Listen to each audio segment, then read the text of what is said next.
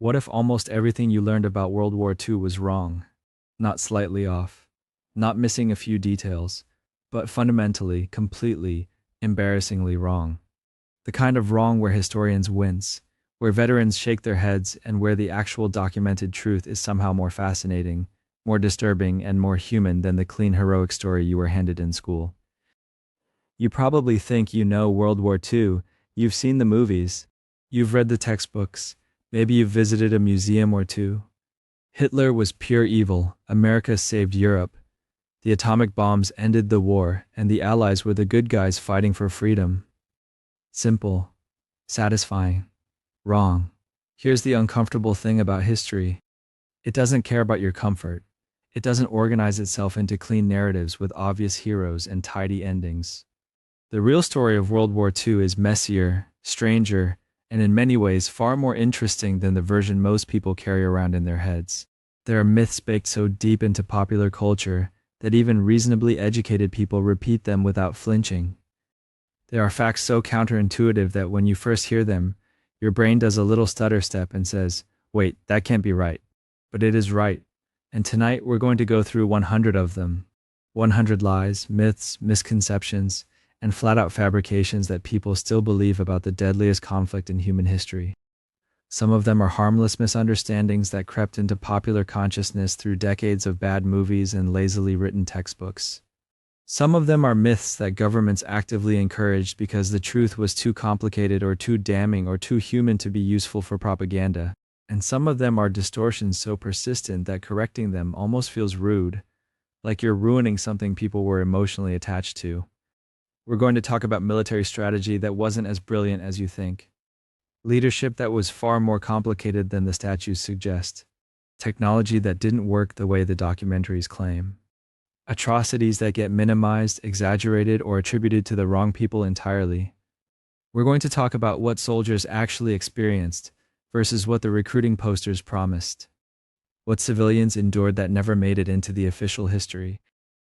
What deals were quietly made behind the scenes while the public face of the war preached righteousness and sacrifice. Some of what you're about to hear will make you reassess things you've believed for decades. Some of it will make you angry, not at the people telling you, but at the people who got to decide which version of events became the official story.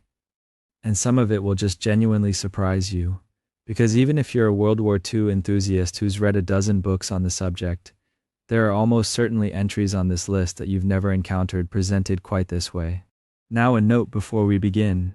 This is not a video that says World War II was fought by the wrong side, or that the Nazis were actually misunderstood, or any other revisionist nonsense that people sometimes wrap in the language of myth-busting. Correcting misconceptions about the war isn't the same as rehabilitating its villains. The Nazis were genuinely monstrous. The Holocaust was a deliberate, industrialized genocide. Those things are not myths. Those things are documented reality. What we're doing tonight is something different. We're taking the full, complicated, documented truth and holding it up against the simplified version most people have been given, and asking which one actually serves us better as human beings trying to understand history. So whether you're watching this at midnight because your brain won't stop and you need something to drift off to, or you're genuinely curious and want 100 reasons to distrust the consensus narrative you've absorbed over a lifetime, you're in the right place. Get comfortable, dim the lights, maybe grab something warm to drink, because we're going to be here a while. One more thing before we start. If this is the kind of content that makes your brain light up, hit that subscribe button and give this video a like. YouTube's algorithm doesn't exactly prioritize videos that complicate national mythology, so I genuinely need your help getting this in front of people who actually want to think critically about history. Share it with someone who thinks they already know everything about World War II. Those are usually the people who find it most useful. Now, 100 lies you still believe about World War II. We're starting from the beginning, from the things you think you know about how the war started, who was responsible, and what the world actually looked like in 1939. Because the very first myth most people carry is about how inevitable this whole thing was, and the truth there is already more complicated than you'd expect. Let's get into it. 1. Hitler won Germany democratically. Here's the first myth, and it's one that shapes everything else about how people understand the Nazi rise to power. The common story goes that the German people democratically elected Hitler, which means democracy itself handed the keys to a monster. That story is wrong in almost every important detail. The Nazi Party never won an outright majority in a free national election. Never. Their peak performance in a genuinely contested election was September 1932, when they got about 37% of the vote. By November of that same year, their share had actually dropped to 33%. The Nazis were losing momentum. Hitler became chancellor in January 1933, not because voters handed him power, but because a small circle of conservative elites, aristocrats, industrialists, and aging politicians convinced President Hindenburg to appoint him. They thought they could control him. They thought they could use his populist energy while keeping him on a leash. They were catastrophically wrong. And then, after the Reichstag fire, after the Enabling Act, after the systematic elimination of opposition parties, the Nazis held a referendum and got 88% approval. But by then, the machinery of repression was already running. That's not democracy. That's what happens after democracy has been dismantled. Hitler didn't win a free election. He was handed power by men who thought they were being clever, and then he made sure no one could take it back. 2. The Treaty of Versailles alone caused World War II. Every high school history class eventually arrives at the same explanation for World War II. Versailles was too harsh. Germany was humiliated and impoverished. Hitler exploited that resentment. War followed. Clean, logical, tidy, also deeply incomplete. The Treaty of Versailles was punishing, yes, but Germany's economy had actually stabilized and was recovering reasonably well through the mid-1920s. The Weimar Republic was functioning. Extremist parties, including the Nazis, were losing ground. Then the Great Depression hit in 1929 and everything collapsed. Unemployment in Germany reached 30%. Banks failed. Savings evaporated overnight. That economic catastrophe, not Versailles itself, is what sent desperate people looking for radical answers. Add to that the systematic political violence that the Nazis used to intimidate opponents, the backroom deals made by conservative elites who feared communist revolution more than fascist dictatorship, and the genuine failure of democratic institutions to protect themselves, and you have a story that's far more complicated than one bad peace treaty. Blaming Versailles alone lets too many people off the hook. It erases the choices made by real individuals in real moments who could have chosen differently. History rarely has a single cause, and when someone tells you it does, they're usually selling a simplification that benefits someone's agenda. Versailles was a grievance. What the Nazis did with that grievance required 1,000 other failures along the way. 3. All Germans supported the Nazis. The image is almost cinematic at this point. Massive rallies at Nuremberg, crowds stretching to the horizon, hands raised in perfect unison, and the assumption that follows is that an entire nation enthusiastically embraced Hitler and everything he represented. That assumption flattens an enormously complicated reality. Millions of Germans voted against the Nazis in every election held before the party seized control. The German left, the Social Democrats and Communists combined, regularly outpolled the Nazis. Catholic regions of Germany showed consistent resistance. Churches, both Protestant and Catholic, had significant internal factions that opposed Nazi ideology, though far too few found the courage to say so publicly. Ordinary Germans resisted in ways large and small. Some hid Jewish neighbors. Some refused to join the party despite professional pressure. Some listened to banned foreign radio broadcasts and quietly passed around information that contradicted the official line. The White Rose Movement, a group of young students in Munich, distributed anti-Nazi leaflets knowing it would likely cost them their lives. It did. Sophie Scholl was executed at 21. Repression and propaganda are powerful tools precisely because they're designed to make everyone believe they're alone in their doubts. Many Germans who privately rejected Nazism looked around at the rallies and the raised hands and concluded they were the only ones who felt that way. They weren't. But that illusion of universal consent was itself one of the regime's most effective weapons. 4. The Reichstag fire was clearly solved on February 27, 1933. The German parliament building burned. A young Dutch communist named Marinus van der Lubbe was found at the scene, arrested, tried, and executed. Case closed, except it really wasn't. and historians have been arguing about it ever since in ways that actually matter for how we understand the Nazi seizure of power. The Nazis used the fire immediately and ruthlessly. Within hours, Hitler had emergency decrees suspending civil liberties. Within weeks, the Enabling Act gave him dictatorial powers. The timing was almost impossibly convenient. Nazi leaders themselves made statements over the following decades that suggested prior knowledge or even direct involvement, though some of those statements were later disputed or walked back. Hermann Göring's role has been examined and debated across generations of scholarship. The question of whether van der Lubbe acted entirely alone, whether the Nazis helped him, encouraged him, or simply took advantage of what he'd done independently, remains genuinely unresolved. What isn't debated is what the Nazis did with the fire. They used it as justification for dismantling every legal protection German citizens had.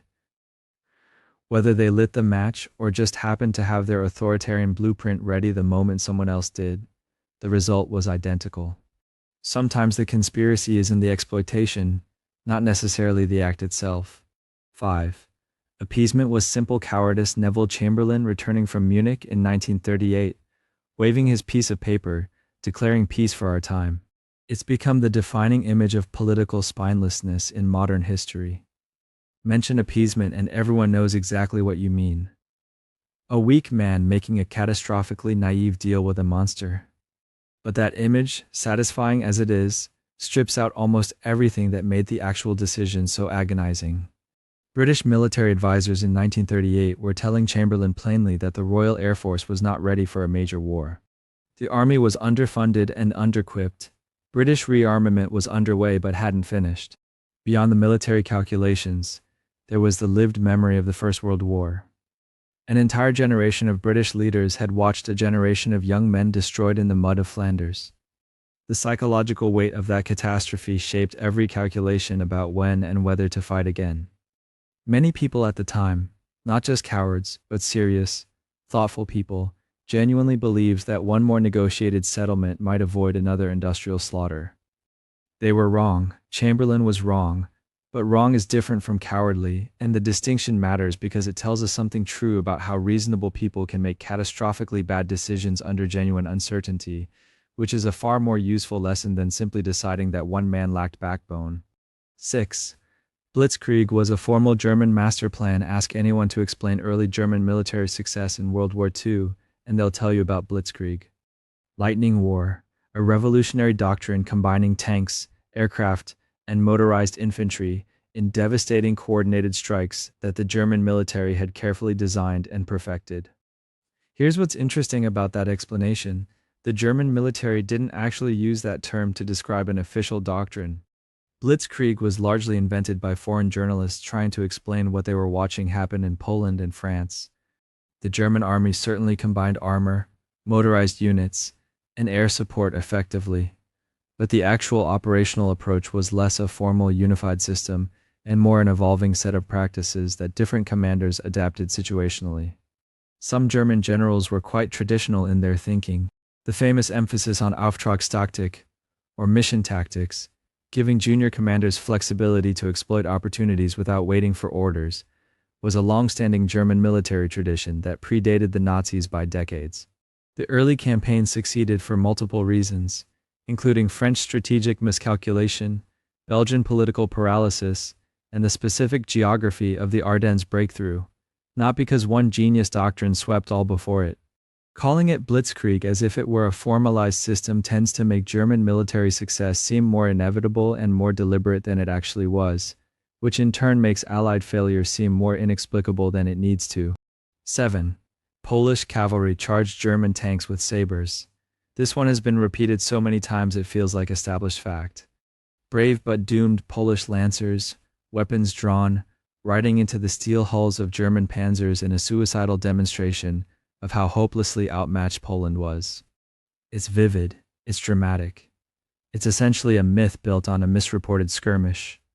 On September 1, 1939, a Polish cavalry unit called the Pomeranian Brigade did charge, but they were charging German infantry, not tanks. They used sabers because that was effective against infantry in certain conditions, and cavalry units in 1939 were not the anachronisms people imagine. They were trained to fight on foot and use horses for mobility. The charge initially succeeded. Then German armored cars arrived and the cavalry retreated. Italian journalists who arrived at the scene afterward, seeing the horses and the German vehicles, put the story together incorrectly. The myth of sabers against tank armor was born. German propaganda amplified it enthusiastically because it made Poland look primitive and the conquest seem inevitable. Polish cavalry in 1939 was actually a sophisticated combined arms force. They had anti-tank weapons. They understood modern warfare. The story of hopeless medievalism charging into industrial modernity is a German propaganda product that the world swallowed whole and has been cheerfully repeating ever since. 8. France fell because the French were cowards. The story of France in 1940 has been told so many times it feels like settled fact. The French simply gave up. A nation of cowards who couldn't be bothered to fight, folding in 6 weeks against an enemy that Britain somehow heroically resisted. That narrative is an insult built on ignorance. France lost around 90,000 soldiers killed in those 6 weeks. That's more than Britain lost in the entire war. French troops fought desperately in dozens of engagements. The problem wasn't courage. The problem was catastrophic strategic failure at the command level. The French and British expected the main German thrust through Belgium, just like 1914. They positioned their best forces there accordingly. When the Germans instead drove through the Ardennes, a route French commanders had largely dismissed as impassable for armored columns, they sliced behind the Allied forces and cut them off. The Allied command structure then collapsed under the shock of that breakthrough. Communications failed. Decisions weren't made. Counterattacks that might have closed the gap were delayed until the moment had passed. France didn't fall because its soldiers lacked will. It fell because its generals were fighting the last war while German commanders exploited a gap nobody had properly defended. 9. The Maginot Line was useless. Ask anyone about the Maginot Line, and they'll shake their head and maybe laugh a little.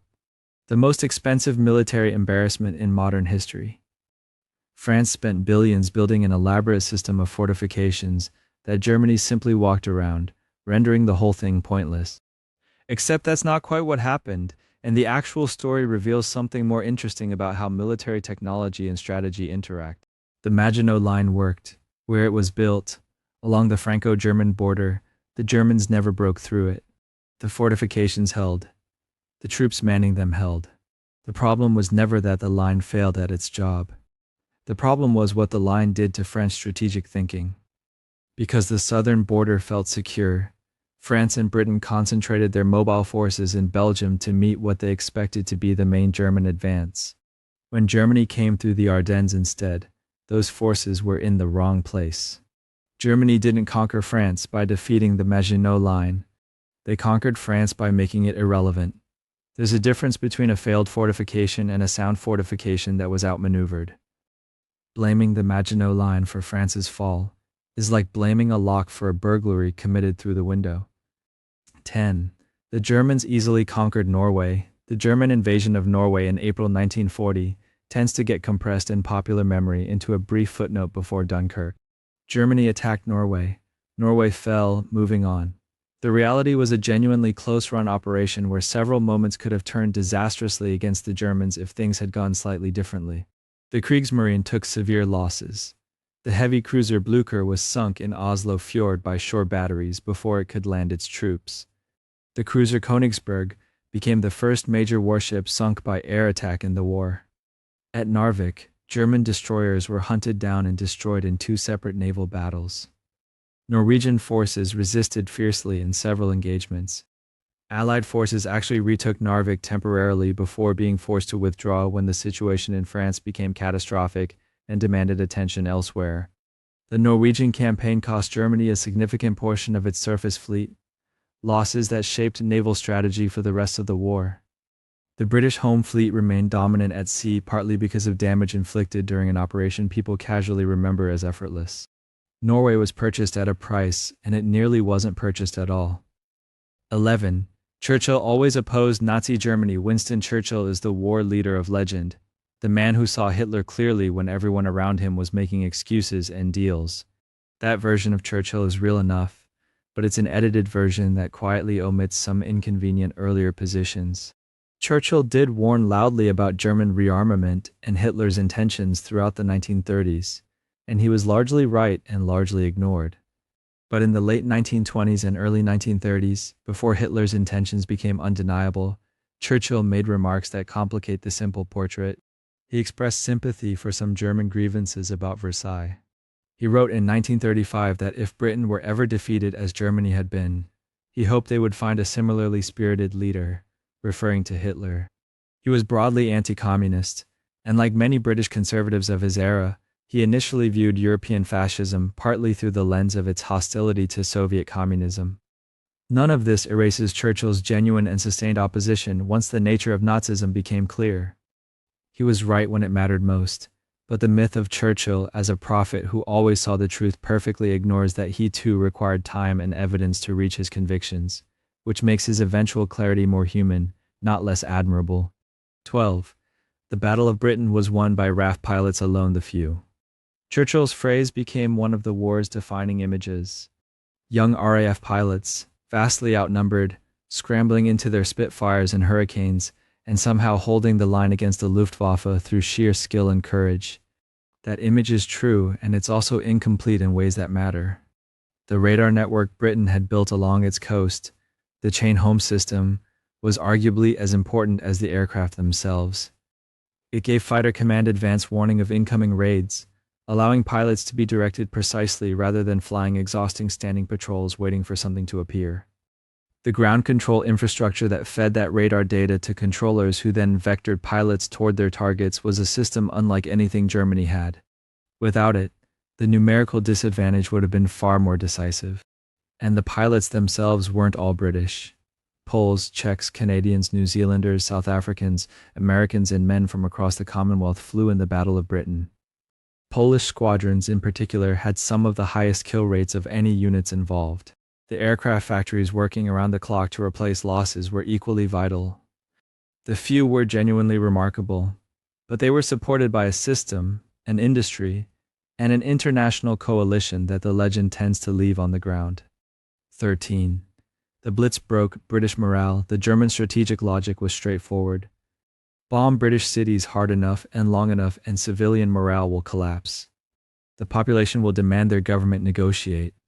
It had worked, or seemed to have worked, in earlier campaigns. It did not work in Britain, and the reasons why are worth understanding rather than simply chalking up to national character.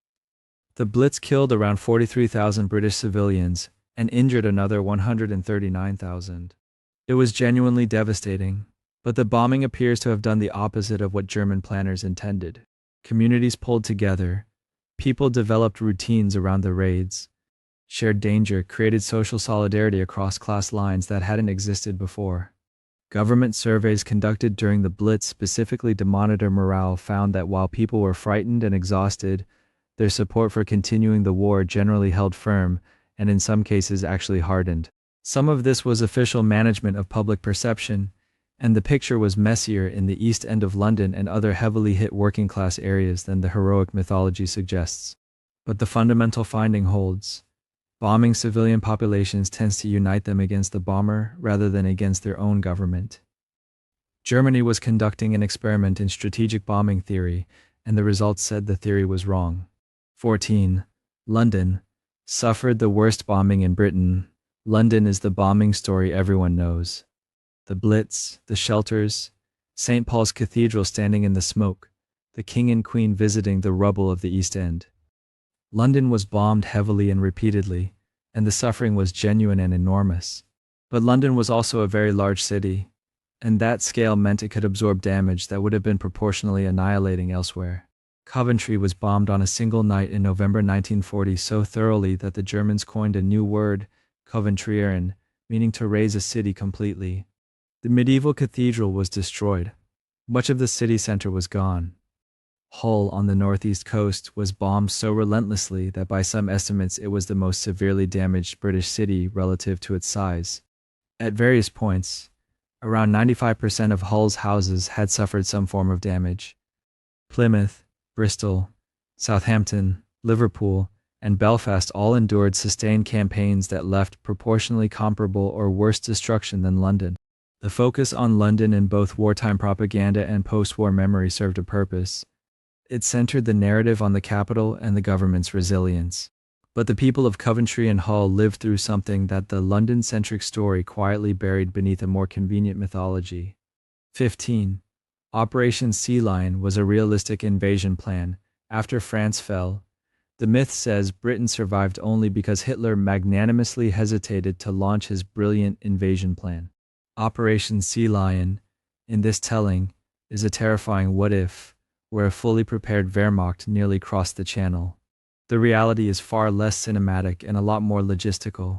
Germany never had the basic tools required to invade a major island power. They lacked naval superiority. The Royal Navy, battered though it was, massively outgunned the German surface fleet and could have shredded slow invasion barges in the Channel. They lacked specialized landing craft, relying instead on converted river barges with low freeboards that struggled even in calm water. They never achieved the air dominance they needed, failing to destroy the RAF during the Battle of Britain. German planners knew all this. War games and staff studies predicted catastrophic losses. Even the German Navy quietly warned that if the invasion went ahead, they would be destroyed.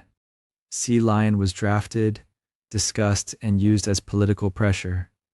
It was never a realistic, fully resourced plan on the verge of execution. 16. The Soviet Union was surprised, because Stalin trusted Hitler completely. The standard story is tidy. Stalin signed a pact with Hitler, trusted him, and then was shocked when German tanks rolled across the border in June 1941. It makes Stalin look simply naive, when in reality he was something more complicated and more dangerous, calculating and willing to gamble with catastrophe. Soviet intelligence, British warnings, even German deserters repeatedly signaled that an invasion was coming. Stalin didn't ignore all of them because he loved or trusted Hitler. He selectively distrusted them because he feared triggering a war before the Red Army was ready. The Soviet military was in the middle of rearmament and reorganization after Stalin's purges had decapitated its leadership. Factories were still ramping up tank and aircraft production. Command structures were a mess. Stalin believed he needed more time, and he convinced himself that Germany, still at war with Britain, would also prefer to wait. So when the warnings piled up, he interpreted them through that assumption, accusing his own intelligence services of provocation. This wasn't blind faith in Hitler. It was a deliberate bet that Hitler would act rationally, and that bet was catastrophically wrong. 17. General Winter defeated Germany and Russia. Blaming General Winter for Germany's failure in the Soviet Union is comforting because it makes the whole campaign sound like bad luck. It snows in Russia, the story goes, and the poor Germans just weren't prepared. But winter, brutal as it was, hit both sides. Soviet troops also froze, also suffered frostbite, also fought in temperatures that could kill exposed skin in minutes. The difference was that the Soviets adapted and the Germans didn't. Soviet logistics gradually improved, with rail lines repaired, factories relocated east, and winter equipment distributed. German supply lines stretched hundreds of miles over wrecked infrastructure, with horses still doing much of the hauling. The Wehrmacht went into the campaign with summer uniforms and assumptions of a quick victory, so winter clothing, lubricants, and spare parts never arrived in sufficient quantity. On top of that, Soviet resistance was relentless. Partisan attacks, scorched earth tactics, and the willingness to absorb staggering casualties slowed the German advance long before the cold set in. Weather amplified existing German mistakes. It didn't create them. General Winter didn't defeat Germany alone. He just finished what German overconfidence and Soviet endurance had already begun. 18. The Wehrmacht fought a clean war for decades after the war. A comforting myth flourished in Western narratives. The SS were the fanatical criminals, while the regular German army fought honorably, just soldiers doing their duty.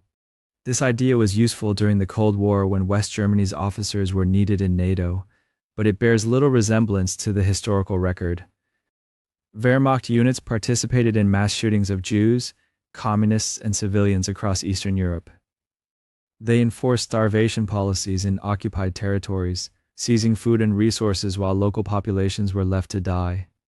Army commanders signed and implemented criminal orders that stripped Soviet prisoners of war of legal protection, leading to the deaths of millions in camps and open fields. Soldiers helped burn villages, execute hostages in reprisal actions, and support Einsatzgruppen operations.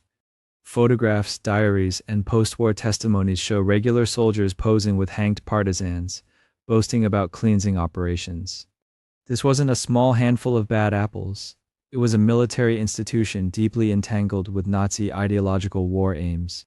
The clean Wehrmacht story survived because people wanted it to, not because the evidence supported it. 19. The SS alone committed Nazi atrocities. It's convenient to put all Nazi crimes into one black uniform and call it the SS. That way you can imagine a distinct group of monsters separate from ordinary Germans, and maybe even separate from the state itself. The reality is that genocide on the scale of the Holocaust required far more than one organization. Police battalions made up of career policemen carried out mass shootings in forests and town squares from Poland to the Soviet Union. Civil servants organized deportations, scheduled trains, processed property seizures, and managed ghettos. Railway workers kept the transports moving to camps. Local collaborators in occupied countries, neighbors, officials, militias, pointed out Jewish families, guarded them, and sometimes killed them. Business leaders profited from slave labor supplied by the SS and requested more. Ordinary soldiers guarded prisoners, assisted in roundups, and enforced racial policies. Bystanders looted vacated apartments and shops, knowing full well why they were suddenly empty. The SS was central, but it stood on a web of participation that reached into almost every corner of German society and many occupied ones as well. Mass murder was a system, not just a squad. 20. The Holocaust was planned in full from 1933. It's tempting to imagine Hitler sitting down in 1933 with a detailed blueprint for the Holocaust already drawn up, every camp named, and every step foreseen. That picture creates a kind of false certainty, as if the road from discrimination to genocide was always fixed and inevitable. The real path was more incremental and more chilling. From 1933 onward, Jews were systematically excluded from public life through boycotts, professional bans, and social pressure. The Nuremberg laws of 1935 stripped them of citizenship and legal protection. Pogroms like Kristallnacht in 1938 escalated the violence. But even then, Nazi policy still toyed with forced emigration and schemes like the Madagascar Plan. The decision to implement industrialized mass murder emerged in the context of war, occupation, and radicalization. The invasion of the Soviet Union unleashed unprecedented violence and mass shootings. As millions of Jews came under Nazi control, improvised killing gave way to more efficient methods. The Wannsee Conference in 1942 coordinated the machinery of the final solution, but it did not mark the start of a plan that had been frozen in place since 1933. It marked the convergence of years of escalating brutality into a decision for systematic extermination. 21. Auschwitz was only a death camp in popular memory. Auschwitz has become a shorthand for gas chambers and crematoria, a single-purpose factory of death.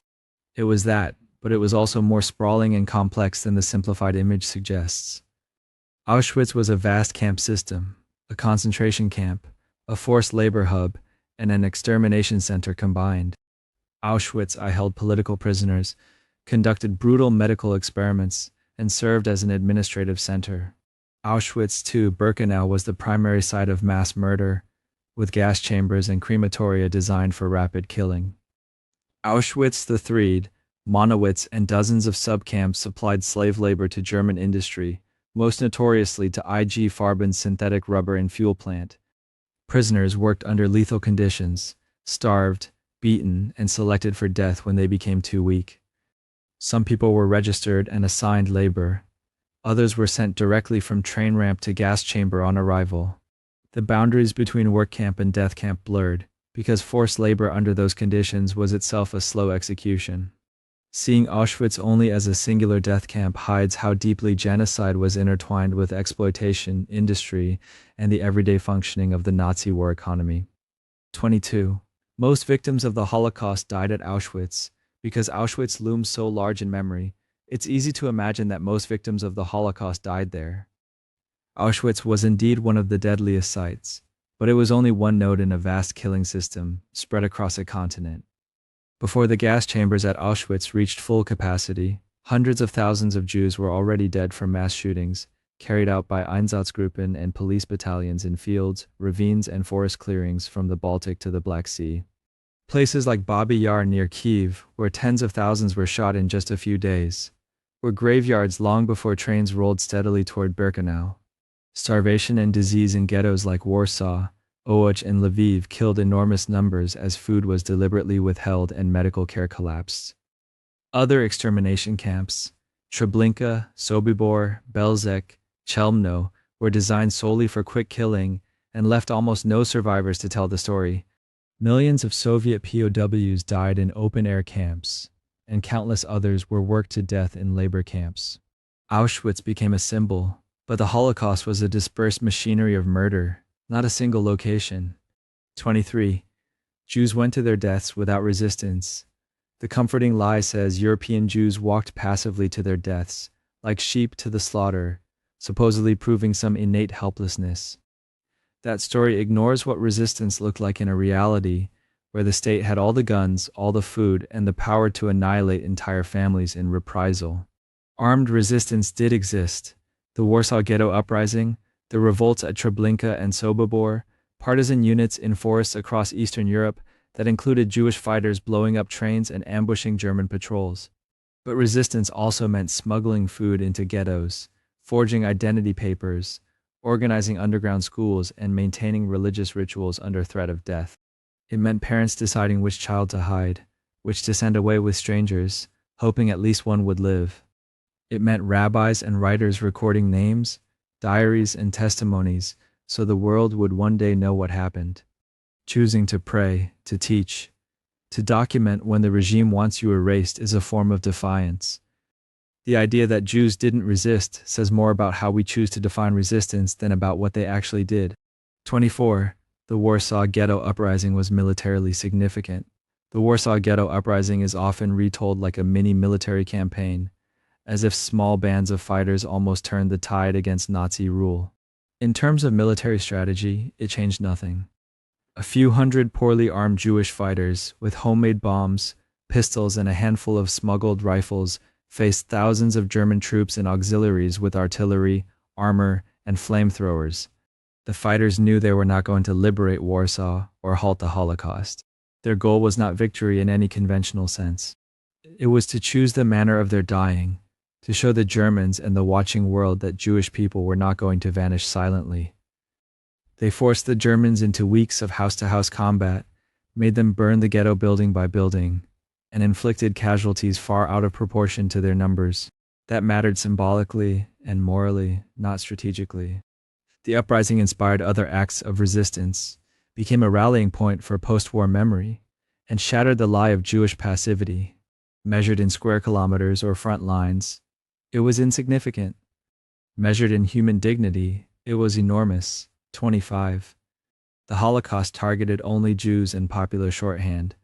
The Holocaust is often treated as if it referred exclusively to the genocide of the Jews, as if no one else was targeted by Nazi racial policy. The core of Nazi ideology was indeed the destruction of European Jewry, and Jews were the only group singled out for total extermination, everywhere the Nazis could reach. But the regime's machinery of persecution and murder reached much further. Roma and Sinti communities were hunted, deported, and murdered in camps and mass shootings in what survivors call the Porajmos, the devouring. Disabled children and adults in Germany and occupied territories were killed in the so-called T4 euthanasia program through gas, injections, and starvation. Millions of Polish civilians died under occupation policies designed to crush their elite and reduce them to a servile class. Soviet prisoners of war were starved and worked to death by the millions in complete disregard of international law. Homosexual men, Jehovah's Witnesses, political dissidents, and others were imprisoned, tortured, and often killed. The Holocaust was a Jewish catastrophe at its center, but it was embedded in a broader project of racial and political annihilation. 26. Every concentration camp was an extermination camp in many retellings. Every Nazi camp becomes interchangeable, a place with barbed wire, uniforms, and inevitable death in gas chambers. The reality was a complex, shifting network of different types of camps with different official purposes, even if the line between them often blurred. Some were early concentration camps for political opponents, like Dachau, initially built to imprison and terrorize rather than to systematically kill. Others were forced labor camps where prisoners worked for private companies or the SS, dying in huge numbers from starvation, beatings, and overwork rather than immediate execution. Extermination camps like Treblinka, Sobibor, and Belzec were different again. There were no large inmate populations, no real labor function, just reception, killing, and disposal. Transit camps funneled people toward these destinations, while ghettos functioned as open-air prisons that could be emptied at will. Over time, many concentration and labor camps took on exterminatory functions as conditions worsened and selections became more frequent.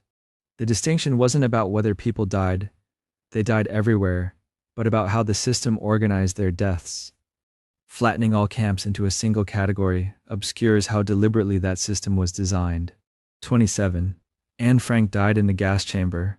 Anne Frank's diary has become one of the most widely read testimonies of the Holocaust, and in many imaginations her story ends where so many others did, in a gas chamber.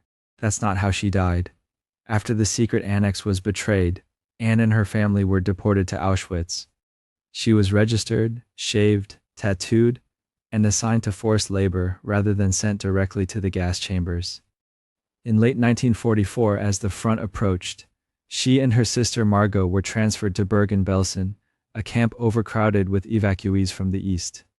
There, in early 1945, amid filth, lice, and collapse, typhus swept through the prisoner population.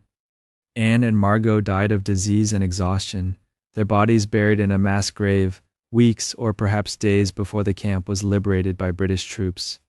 Saying she died in a gas chamber feels neat, aligned with the most iconic image of Nazi murder, but it misrepresents the chaotic, degrading reality of how many victims actually perished through hunger, exposure, and plague in camps that no one has turned into symbols. 28. Oskar Schindler was always an anti-Nazi hero in the popular version of the story. Oskar Schindler is introduced already wearing the halo, a righteous German who defied the system from the start. The real Schindler was messier and more human. He joined the Nazi Party, worked with German intelligence, and went to occupied Poland primarily to make money. His enamelware factory in Krakow relied on cheap Jewish labor and war contracts. He drank heavily, cultivated SS contacts, and enjoyed the perks of occupation. The transformation came gradually, as he got to know his Jewish workers personally and witnessed deportations, beatings, and shootings up close. Profit and pragmatism gave way, over time, to costly decisions. He bribed officials, falsified records, and moved his workers to safer locations, spending his own fortune to keep them alive. By the end of the war, he was bankrupt and on the run, saved from arrest by the very people he had saved. His story is powerful not because he was born a pure hero, but because a compromised opportunist changed course and chose to help at immense personal cost. That makes his choices harder and more real. 29. The Vatican publicly condemned the Holocaust clearly and repeatedly. You might imagine the Pope standing at a balcony, denouncing Nazi genocide in clear, ringing language, excommunicating perpetrators, calling Catholics to resist. That never happened. Pius XII chose a path of cautious diplomacy and coded phrases, speaking vaguely about those who, because of their nationality or race, are marked down for death or progressive extinction, without ever saying Jews, Germans, Nazis, or gas chambers. The Vatican received detailed reports from bishops, diplomats, and religious orders about mass shootings, deportations, and extermination camps. It knew far more, far earlier than its public statements let on. Pius worried that explicit condemnation would provoke Nazi retaliation against Catholics and reduce the Church's leverage to quietly save lives through behind-the-scenes interventions, forged baptism certificates, and shelter in religious institutions. Some church officials and local clergy did act bravely, hiding Jews and speaking out despite danger. But as an institution, the Vatican prioritized neutrality and preservation over open confrontation. After the war, Catholic defenders framed silence as prudence. Critics saw it as moral failure. The myth of loud, repeated papal opposition comforts believers. The archival record reads much quieter. 30. All occupied Europeans collaborated or resisted uniformly. Stories about World War II like neat categories. Brave resistance fighters versus evil collaborators, as if entire nations chose one role or the other. Real occupied societies were mosaics of fear, compromise, and shifting loyalties. In the Netherlands, Belgium, Norway, Greece, Poland, and elsewhere, some people joined resistance networks, printed underground newspapers, blew up trains, or hid neighbors in basements and barns. Others signed up for collaborationist parties, volunteered for German-sponsored units, or helped hunt down partisans and Jews.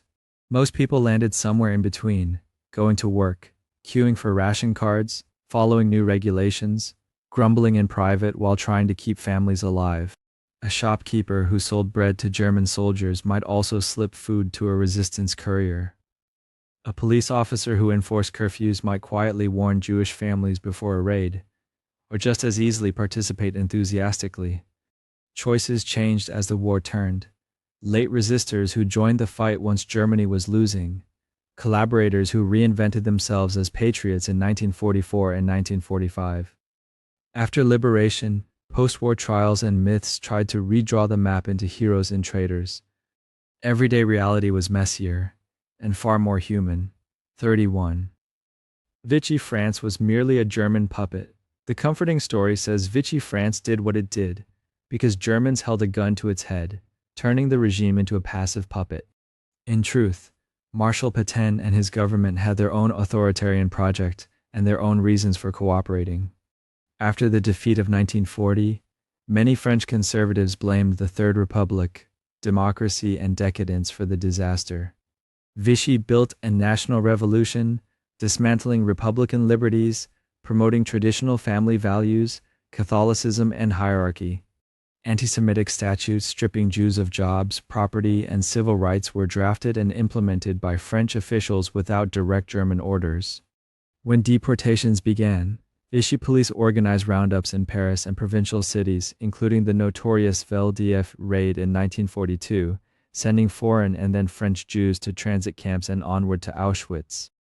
In the unoccupied zone, far from German boots, the regime still repressed opposition, censored the press, and locked up communists, Freemasons, and Gaullists. Yes, Germany set limits and demands, and Vichy collaborated under pressure. But it was not an empty shell. It pursued its own reactionary, anti-Semitic agenda, often going beyond what the occupiers strictly required. 32. The French resistance liberated France by itself in post-war memory. It's tempting to picture the French resistance rising from the Maquis, driving the Germans out with homemade explosives and stolen rifles, liberating Paris through sheer patriotic will. The resistance mattered enormously, but not the way heroic posters suggest. Networks of resistors gathered intelligence for London, sabotaged rail lines and factories, and helped downed Allied airmen escape.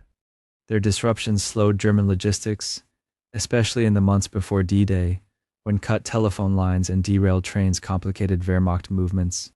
In August 1944, armed groups in Paris did rise up, barricading streets, skirmishing with German troops, and forcing the issue of liberation. But the decisive military force came from outside, American, British, Canadian, and Free French divisions landing in Normandy and Provence, advancing with tanks, artillery, and air power that partisans could never match. Without those armies, resistance fighters would have been crushed, as earlier uprisings had been. After the war, emphasizing the resistance helped France rebuild national pride and minimize the awkward reality of collaboration and passivity. The truth is that liberation was a joint effort, clandestine fighters on the inside, massive Allied armies on the outside. 33. Italy was a minor sideshow. Sometimes the Italian front is dismissed as a footnote, something between North Africa and Normandy that doesn't really count. Tell that to the divisions that bled their way up the peninsula. After the 1943 landings in Sicily and southern Italy, Germany poured in elite units, paratroopers, panzer divisions, mountain troops to hold the mountainous terrain south of Rome. The Gustav Line, anchored on Monte Cassino, turned into a brutal stalemate with repeated assaults, enormous bombardments, and high casualties on both sides. From late 1943 to mid-1945, hundreds of thousands of German soldiers, artillery pieces, and aircraft were tied down in Italy instead of reinforcing France, the Eastern Front, or defending Germany itself. The Allies, for their part, committed substantial American, British, Polish, French, Canadian, Indian, New Zealand, and Brazilian forces to grind through valley after valley. Italian partisans launched sabotage campaigns and uprisings in the north, further complicating German control. The campaign never became the quick thrust into Central Europe some planners had hoped for, but strategically it pinned major Axis resources, knocked Italy out of the war, and opened the Mediterranean firmly to Allied shipping. 34. Mussolini was Hitler's puppet from the start in hindsight, with Mussolini hanging from a Milan gas station and Hitler mythologized as the ultimate villain. It's easy to imagine the Italian dictator as just his obedient sidekick. But Italian fascism came first. Mussolini marched on Rome and took power in 1922, when Hitler was still a fringe agitator learning from him. For years, Mussolini saw himself as the senior partner, the model strongman. Germany watched Italy's one-party state, propaganda, and secret police, and took notes. In the early 1930s, Mussolini even pressured Hitler to moderate, fearing German expansion in Austria and the Balkans. Only later, after sanctions over the invasion of Ethiopia and diplomatic isolation, did Mussolini drift firmly into Hitler's orbit, embracing more radical racism and anti-Semitic laws to please Berlin. By the late 1930s, Italian weakness, economic, military, and diplomatic, made the alliance increasingly one-sided. Hitler bailed out failing Italian campaigns, propped up Mussolini after his 1943 overthrow, and occupied much of Italy directly. The image of a puppet erases that earlier period when Mussolini was an inspiration, not a subordinate, and shows how authoritarian regimes can slide from arrogance to dependency. 35. The Desert War was strategically pointless. Popular imagination treats the North African campaign like a glamorous sideshow. Sand, tanks, Rommel, Montgomery, but no real consequence. Strategically, it mattered a lot. Control of North Africa meant control of the central Mediterranean, crucial for shipping routes to the Suez Canal and onward to the oil fields of the Middle East and supplies to India. If Axis forces had broken through in Egypt and taken Suez, Britain's connection to its empire would have been severed, forcing everything around the Cape of Good Hope and stretching resources thin. The ports of Algiers, Oran, and Tunis became launch pads for later operations into Sicily and mainland Italy. Without securing them, opening a southern front in Europe would have been far riskier. The Desert War also consumed vast amounts of German and Italian fuel, vehicles, and aircraft, all shipped across a contested sea and often sunk by Allied navies and air power. Every tank Rommel used near El Alamein was a tank not sent to the Eastern Front. North Africa was not a decisive front in isolation, but as part of a global logistics puzzle, it was anything but pointless. 36. Rommel was an apolitical military genius. Erwin Rommel gets remembered as the clean, professional soldier, the good German general who just loved tactics and sand dunes. The reality is less comforting. Rommel rose with Hitler's favor, commanded the Führer's personal guard during the 1940 campaign in France, and enjoyed front-page treatment in Nazi propaganda. The regime built a Desert Fox legend around him, turning battlefield reports into heroic newsreels and using his image to boost morale at home and among troops. Rommel accepted the fame, the promotions, and the privileges that came with serving a dictatorship.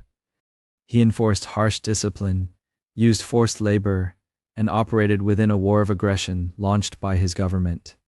Only when Germany's prospects collapsed, and after exposure to the realities of Hitler's decision-making, did he drift toward the fringes of the resistance. Even then, his involvement in the July 20 plot remains murky and limited. Celebrating Rommel as purely apolitical lets us pretend military skill can be cleanly separated from the regime it serves. His career shows how talent and ambition can be comfortably at home inside a criminal state, until it starts losing. 37. The Afrika Korps was universally chivalrous.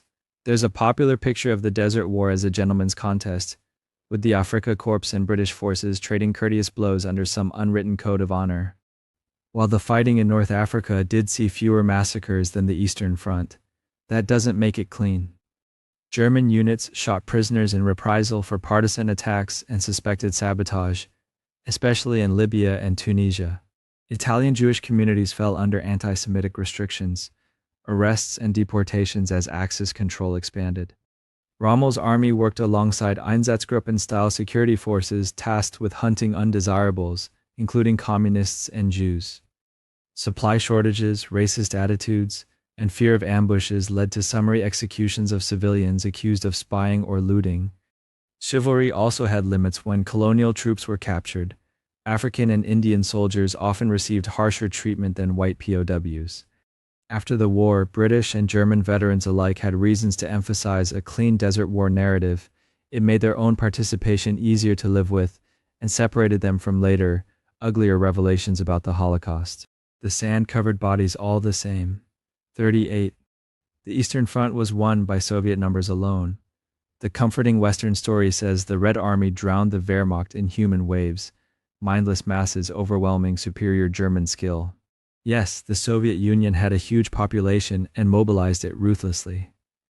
But numbers without organization just produced bigger disasters, like 1941. What changed was how the Soviets fought. They learned from catastrophic encirclements, reorganized command structures, and began rotating experienced officers rather than purging them. Staff work improved, coordinating artillery barrages, armor, and infantry in deep operations. Soviet industry literally moved. Hundreds of factories relocated east of the Urals, rebuilt while under bombardment, then outproduced Germany in tanks, guns, and aircraft. Logistics networks expanded, railways repaired and extended, supply depots better planned.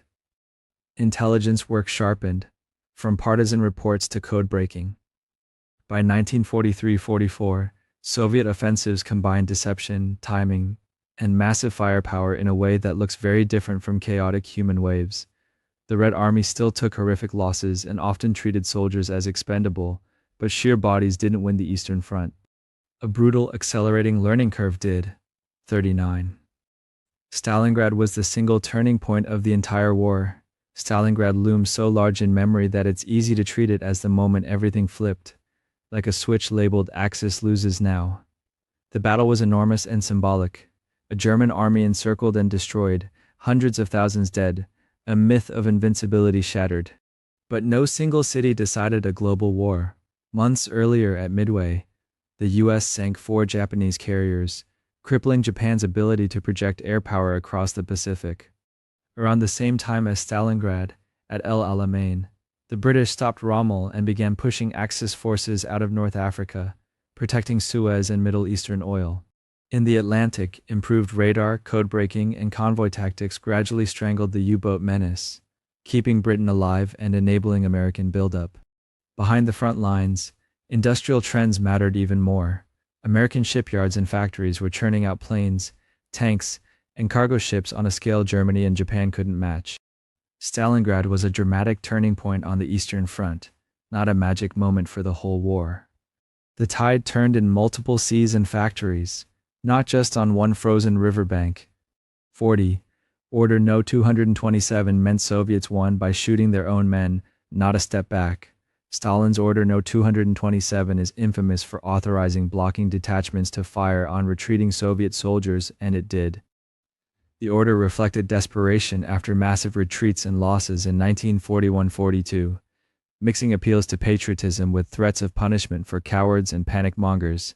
NKVD units did shoot some deserters and stragglers, others were arrested and sent to penal companies. But the popular image of endless lines of Red Army troops mowed down by their own side whenever they flinched doesn't match the numbers. Blocking detachments were a small fraction of forces and increasingly shifted to regular combat roles as the war went on. Most Soviet soldiers fought because they had reasons, defending home, family, and a country under genocidal attack, alongside intense peer pressure and propaganda. Fear of being shot from behind existed, but artillery, tanks, and German encirclements killed far more. After 1943, as the tide turned, the role of blocking units diminished. The myth that Soviet success rested mainly on shooting their own men erases the actual complexity of motivation, discipline, and sheer endurance. 41.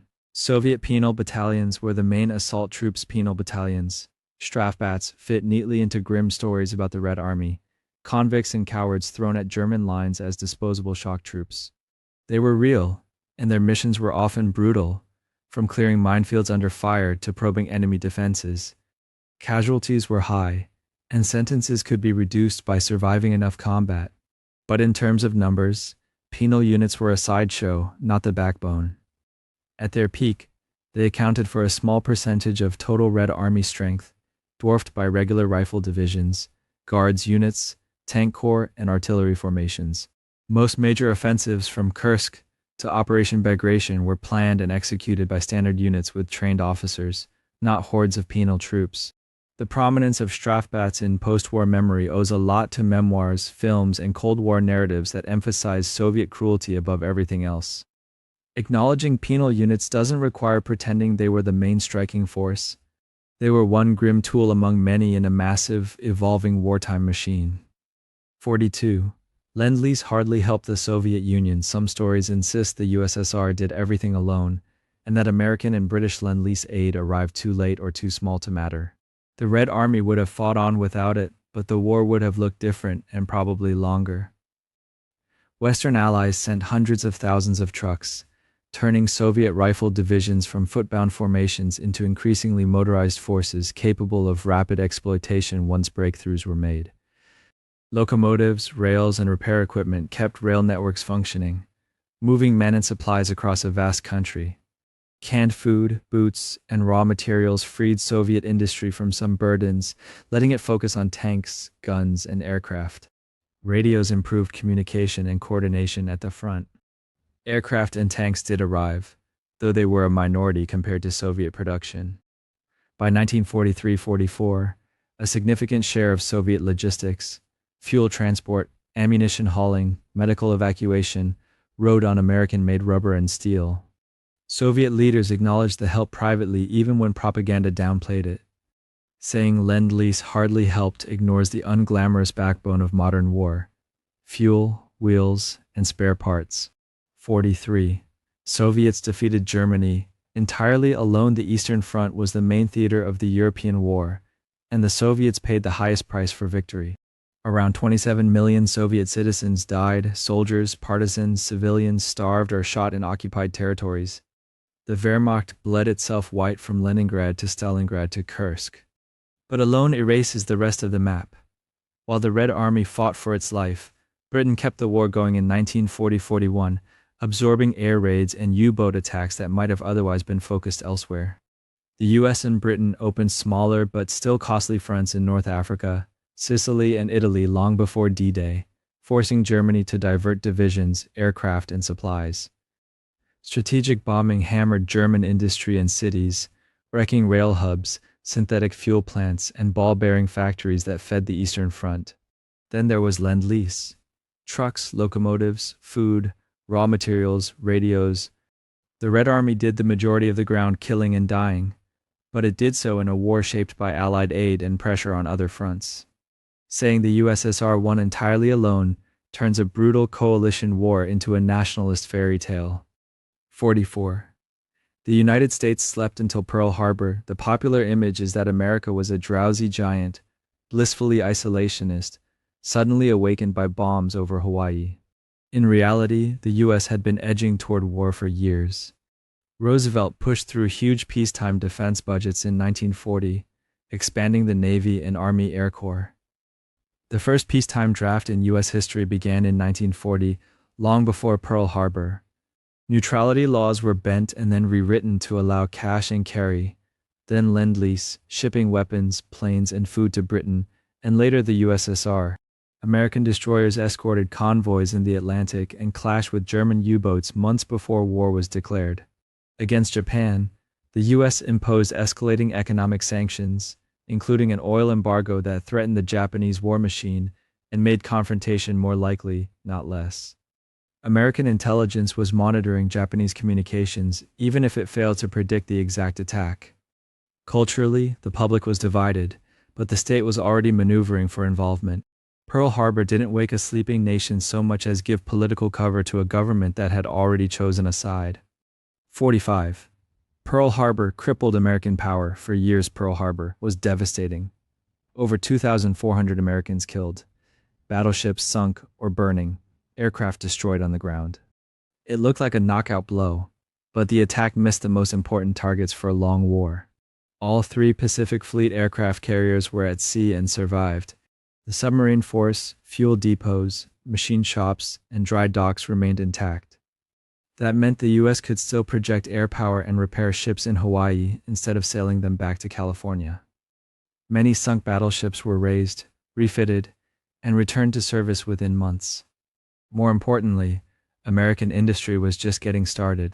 The US could replace losses faster than Japan could dream of, launching new carriers, destroyers, and Liberty ships in astonishing numbers. The Japanese Navy won a short-term tactical success, but strategically it had awakened an enemy with a massive industrial base, a unified public, and intact logistical infrastructure. Within a year, US carriers were striking back at Coral Sea and Midway. Pearl Harbor was a shock, not a permanent crippling. 46. Japan wanted only to defend itself. The story that Japan was simply trying to protect itself from Western encirclement skips over a decade of brutal expansion. In 1931, Japan seized Manchuria, setting up a puppet state after a manufactured incident on a railway line. In 1937, it launched full-scale war on China, capturing cities through terror and atrocity, most notoriously the massacre and mass rape at Nanjing. Japanese forces used chemical weapons, biological experiments, and deliberate starvation as tools of control. By 1940-41, Tokyo wasn't huddling on its islands, it was building the Greater East Asia Co-Prosperity Sphere, a euphemism for empire. It occupied French Indochina, pressured Thailand, and eyed Dutch and British colonies rich in oil, rubber, and minerals. The attack on Pearl Harbor came alongside coordinated strikes on the Philippines, Malaya, Hong Kong, and the Dutch East Indies, aimed at knocking out Western power and seizing resources. Japanese propaganda wrapped this in anti-colonial rhetoric, claiming to liberate Asia from Europeans. In practice, the Japanese Empire imposed its own harsh rule: forced labor, comfort women, mass killings. This wasn't mere defense. It was aggressive conquest pursued with ideological zeal. 47. The attack on Pearl Harbor was a complete tactical success. Japanese pilots achieved surprise, sank or damaged multiple battleships, and inflicted heavy casualties. On the surface, it looked flawless, but tactics are judged by what they hit and what they failed to hit. The American carriers, the real backbone of modern naval warfare, were out of port. Japanese planners knew their location was uncertain and made no real effort to find and destroy them that day. The raid also left key infrastructure untouched. Massive above-ground fuel tanks, containing months of oil, stood in plain sight and survived. Dry docks and repair facilities remained largely intact, allowing damaged ships to be salvaged and returned to service. Submarine pens and the submarine fleet were barely affected. A third wave of attacks could have targeted these assets but was called off out of caution and limited daylight.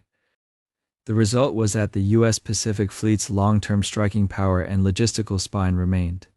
Japan scored a dramatic blow but failed to neutralize the enemy's ability to recover and counterattack. On paper, it was a success. In strategic terms, it was dangerously incomplete. 48. Midway was won by luck alone. Midway often gets told as a story of miraculous timing. American dive bombers just happen to appear when Japanese decks are crowded with fuel and bombs. Chance did play a role. Cloud cover, missed sightings, split-second decisions. But reducing the battle to luck erases the groundwork that made those moments possible. U.S. codebreakers under Joe Rochefort had spent months cracking Japanese naval codes, identifying AF as Midway, and predicting the timing and direction of the attack. That allowed Admiral Nimitz to position his limited carriers, Enterprise, Hornet, and the hastily repaired Yorktown, exactly where they could ambush the Japanese. Midway Island itself was heavily reinforced with aircraft and defenses. American commanders accepted risk, sending carriers forward and launching strikes at extended range. On the Japanese side, rigidity and overconfidence mattered. Complex plans, slow decision-making, and divided forces. They underestimated American readiness, rearmed planes for different missions, and kept reconnaissance thin. When U.S. pilots finally found the carriers, luck determined which squadron arrived at the perfect moment, but intelligence, preparation, and Japanese flaws created the window. Luck decided the angle of the blow, not whether the punch was thrown. 49. Kamikaze attacks began early in the Pacific War. Images of planes deliberately crashing into ships make it feel like kamikaze tactics defined the Pacific from the beginning. They didn't. In the early years, Japanese pilots aimed to survive, even if missions were dangerous. They flew conventional attacks at Pearl Harbor, Coral Sea, Midway, and Guadalcanal, trying to damage enemy ships and return to base. Organized suicide units emerged only when Japan was losing badly. By late 1944, after catastrophic carrier losses and shrinking numbers of trained aviators, Japanese leaders turned desperation into doctrine. The first formal kamikaze units appeared during the Battle of Leyte Gulf, with pilots sworn to die by ramming their aircraft into American vessels. These were planned operations, with special ceremonies, headbands, and farewell letters, not spontaneous acts from 1941. As the war dragged into 1945 and U.S. forces closed on Japan, kamikaze attacks intensified at Iwo Jima and Okinawa, causing severe damage and casualties, but failing to stop the advance. Early Pacific battles were brutal, but they were still fought under conventional assumptions. The era of systematized suicide attacks was a late grim chapter of a losing war. 50. The Japanese surrendered solely because of the atomic bombs. The standard story is simple. The US dropped 2 atomic bombs, Japan was stunned, and surrender followed as an obvious direct result. The reality inside Tokyo's leadership was much messier and far less bomb-centric. On August 8, 1945, between Hiroshima and Nagasaki, the Soviet Union declared war on Japan and launched a massive invasion of Manchuria. For years, some Japanese leaders had clung to a fantasy of using Moscow as a mediator to secure better peace terms with the US and Britain. That illusion died overnight. Now Japan faced not just American firebombing and naval blockade, but the prospect of Soviet occupation, partition, and communist revolution.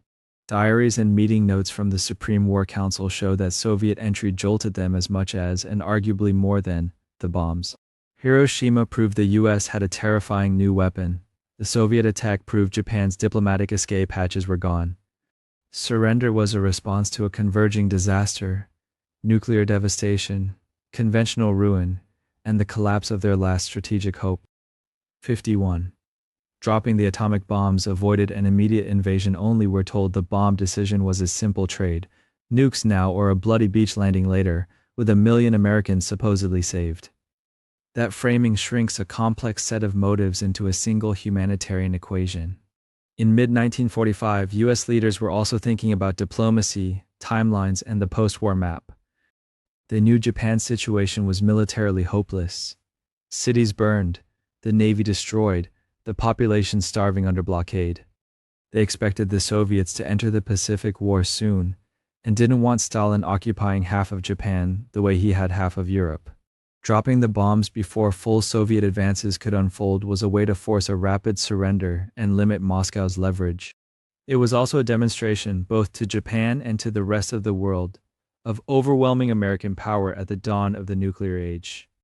Military planners debated casualty estimates for a potential invasion, but political leaders like Truman and Burness openly discussed how the bomb might shape negotiations and deterrence after the war. The decision wasn't just about avoiding beaches. It was about ending the war on American terms and announcing a new hierarchy of power. 52. Hiroshima and Nagasaki were purely military targets. Defenders of the bombings often insist the targets were strictly military, implying that civilian deaths were unfortunate but secondary. Hiroshima did host a major army headquarters and supply depots. Nagasaki had factories and shipyards tied to Japan's war machine. But both were also densely populated cities filled with workers' families, shopkeepers, children walking to school. The bombing plans explicitly measured damage to built-up areas and fire potential, not just factories and barracks.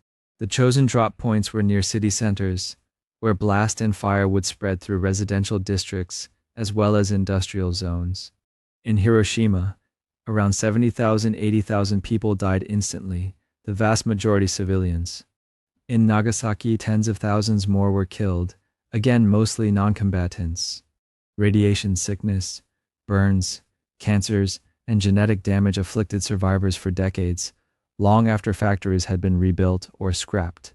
Calling them military targets blurs the reality that the strategy was to break Japan's will by obliterating entire urban communities in a single flash. The line between soldier and civilian disappeared under a doctrine of total war. 53. The Manhattan Project was entirely an American effort. The Manhattan Project is remembered as a triumph of American ingenuity, desert laboratories, and secret cities churning out history's first atomic bombs. But the intellectual and technical foundations were decidedly international. European refugee scientists, many Jewish, many fleeing fascism, brought crucial expertise and theoretical breakthroughs. Leo Szilard, Enrico Fermi, Niels Bohr, Hans Bethe, Edward Teller, and others shaped the core physics and design ideas.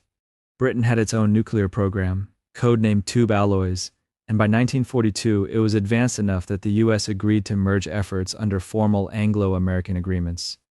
British scientists like Rudolf Peierls and Klaus Fuchs worked inside the Manhattan Project, contributing to calculations on critical mass, weapon design, and diffusion. Heavy water work, uranium sourcing, and early chain reaction concepts had roots in laboratories across Europe.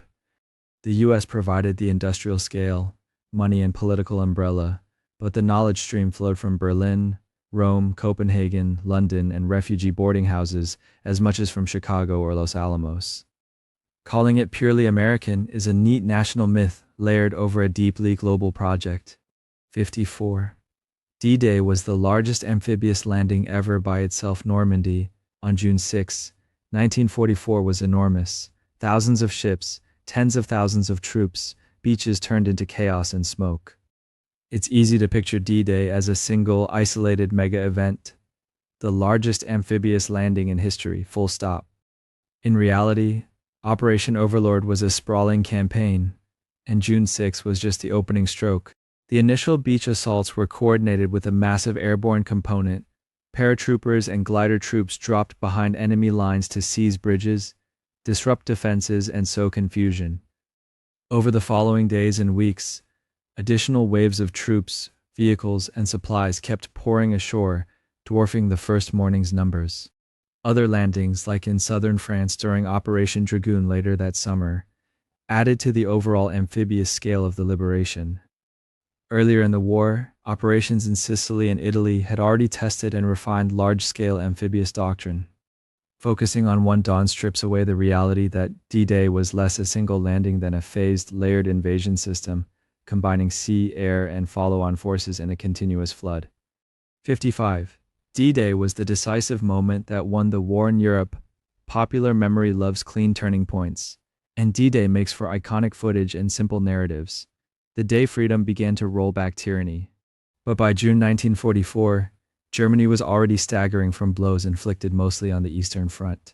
The Red Army had shattered German armies at Stalingrad and Kursk, pushed the front westward hundreds of miles, and was preparing massive summer offensives. German divisions were chewed up in Ukraine and Belarus long before Allied boots hit Normandy sand. Strategic bombing campaigns had wrecked much of Germany's fuel production and transportation grid. Italy had knocked out one Axis partner, tying down German forces in a grinding southern campaign. D-Day's importance wasn't that it single-handedly doomed Hitler, it was that it opened a sustained Western front that Germany could not afford, accelerating a collapse already underway. It relieved pressure on the Soviets, hastened the destruction of Germany's field armies, and shaped post-war occupation zones. The war in Europe was won by cumulative attrition on multiple fronts, not by one cinematic morning on French beaches. 56. Omaha Beach was typical of the entire Normandy landing. When people think of D-Day, they usually picture Omaha. Waves of Americans pinned down under ferocious fire, bodies in the surf. Omaha was real, and it was horrific, but it wasn't representative of every beach that morning. Omaha's defenses were unusually strong: steep bluffs, interlocking machine gun nests, artillery with clear fields of fire, and units of experienced German troops. Pre-landing bombardment there was less effective than planned, leaving many fortifications intact. Other sectors looked very different. At Utah Beach, strong currents actually pushed U.S. forces off their intended landing zone, accidentally putting them on a less heavily defended stretch of coast, with comparatively lighter casualties. British and Canadian beaches like Gold, Juno, and Sword faced tough resistance in places, including brutal fighting at certain strongpoints, but overall losses were significantly lower than at Omaha. Tanks, specialized engineer vehicles, and more effective preliminary fire made a difference. Treating Omaha as the universal D-Day experience flattens the diversity of conditions, planning successes and failures along 50 miles of coastline that morning. The invasion was a patchwork of near disasters and smoother breakthroughs, not a single uniform bloodbath. 57. The Atlantic Wall was an impenetrable fortress. We like to imagine the Atlantic Wall as a solid line of concrete teeth stretching from Norway to the Spanish border, every inch bristling with guns and elite troops. In reality, it was more like a patchy dental plan. The Germans built some truly formidable strongpoints, massive bunkers, heavy artillery, intricate minefields, but they couldn't do that everywhere. Resources were short, labor was limited, and priorities shifted constantly. Many stretches of coast had only thin wire, a few bunkers, and second-rate or convalescent units. Some gun batteries lacked proper ammunition or fire direction. Others were unmanned at night or poorly coordinated with neighboring sectors. Allied deception operations convinced the Germans to expect landings in the wrong places, so reinforcements were positioned far from the real invasion beaches. When D-Day came, parts of the Atlantic Wall fought hard and inflicted heavy casualties, like at Omaha. Others crumbled quickly when confronted with focused naval gunfire, specialized engineer tanks, and determined infantry. The wall was less a continuous fortress and more an uneven archipelago of strongpoints in a sea of compromise. 58. Operation Market Garden almost ended the war. Market Garden gets framed as the bold gamble that came tantalizingly close to winning the war by Christmas 1944. Airborne troops dropping deep into the Netherlands, seizing bridges, then British armor racing up a single highway into Germany. If only one or two things had gone differently, the story goes, the war might have ended months earlier. The problem is that the plan's assumptions were fragile from the start. Intelligence about German strength around Arnhem was ignored. In reality, 2 SS Panzer divisions were refitting nearby. The entire offensive depended on one narrow road staying open, under constant counterattack and traffic jams. Airborne drops were scattered and resupply was flawed. Even if the Allies had taken all their objectives, they still would have faced the Rhine, the Ruhr's dense defenses, winter weather, and stretched supply lines. Germany's industrial base, political control, and remaining armies would not have evaporated overnight. Market Garden's failure was costly in lives and credibility, but its success would have been a dangerous overextension, not a magic shortcut to victory. The war ended in 1945 because of grinding attrition on broad fronts, not because one daring thrust almost worked. 59. The Battle of the Bulge was Hitler's last tiny gamble because it failed. The Ardennes offensive is often dismissed as Hitler's desperate, almost symbolic last throw of the dice. In fact, it was a massive high-stakes operation that came uncomfortably close to splitting Allied forces. In December 1944, the Germans secretly massed hundreds of thousands of troops, thousands of tanks and artillery pieces, and precious fuel for an offensive through the Ardennes terrain the Allies considered relatively quiet. The goal wasn't just a local counterattack. Hitler wanted to drive to the Meuse River, seize Antwerp, and force a political crisis in the Allied coalition. The initial surprise worked. Thin American lines buckled, units were overrun, and logistics hubs were threatened. Poor weather grounded Allied aircraft, giving German armor room to maneuver. Fuel shortages, stubborn American resistance in key towns, and the eventual clearing of the skies stopped the offensive short of its grand objectives. But for weeks, Allied commands scrambled, shifted divisions, and delayed other plans to contain the Bulge. It wasn't a tiny gesture. It was a last big punch that temporarily seized the initiative and cost tens of thousands of casualties on both sides. 60. Patton alone saved Bastogne. The siege of Bastogne has become a Patton legend, the aggressive general turning his entire army on a dime, racing to rescue the surrounded 101st Airborne in a heroic march. Patton's maneuver was genuinely impressive.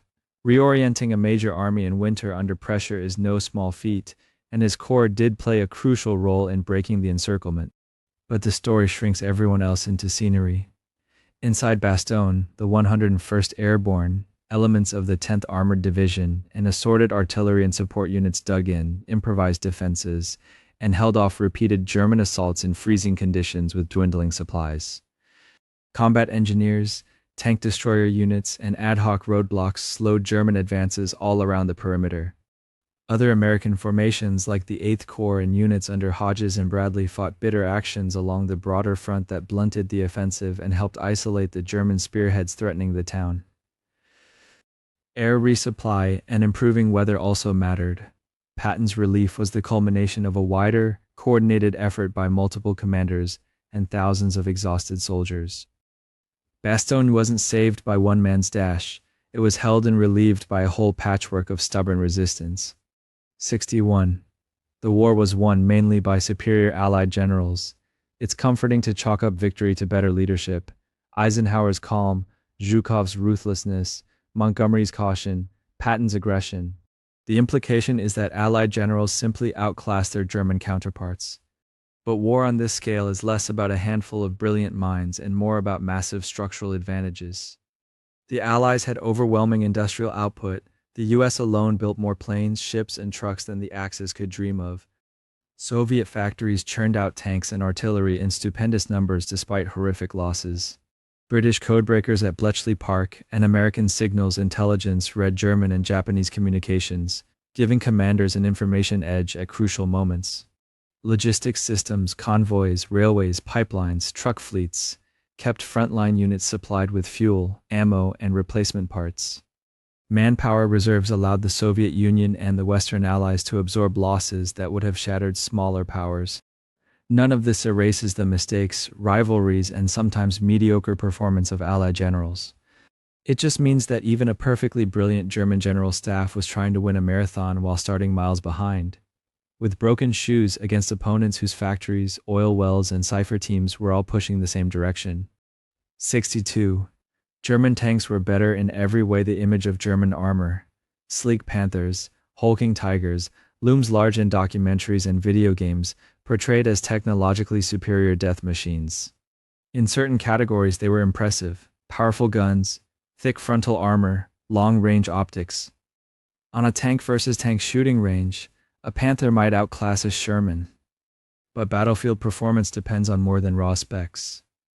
Many German tanks were mechanically fragile, with complex transmissions and suspensions that broke down frequently, especially in mud, snow, and long marches. They were expensive and slow to build, limiting numbers. Their heavy weight made bridge crossings and recovery difficult. Fuel-hungry engines strained Germany's dwindling oil supplies. Allied designs like the Sherman or 34 emphasized reliability, ease of production, and maintainability. You could ship them by the thousands, repair them in the field, and keep them running. Crews trained faster in simpler machines. A tank in the workshop or out of fuel isn't superior to a slightly less glamorous tank that actually shows up to the fight. By late war, German units often had impressive vehicles on paper, but many sat immobilized, short of parts, or abandoned. Their vaunted quality couldn't compensate for being outnumbered, outrepaired, and outsupplied. 63. The T-34 was an invincible wonder weapon. On the other side of the myth spectrum sits the T-34, often portrayed as the perfect tank that single-handedly turned the tide on the Eastern Front. It did have revolutionary features for its time: sloped armor that improved protection without excessive weight, a wide-track suspension good for mud and snow, and a design suited to mass production in harsh conditions. German crews were shocked when they first encountered it in 1941. But the 34 was not a magical, flawless machine. Early models had two-man turrets, forcing the commander to also act as gunner, which overloaded him and reduced situational awareness. Visibility was poor due to limited optics and narrow hatches. Crew comfort and ergonomics were often terrible, contributing to fatigue and mistakes. Early transmissions and engines could be unreliable, especially under rushed wartime manufacturing. Soviet doctrine accepted heavy losses and shorter vehicle lifespans in exchange for quantity and simplicity. Later upgrades, like the T-34-85, improved many shortcomings, but the tank remained a compromise.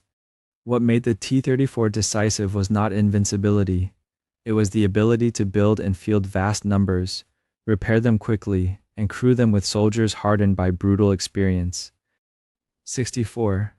The Tiger tank dominated the war in documentaries and video games.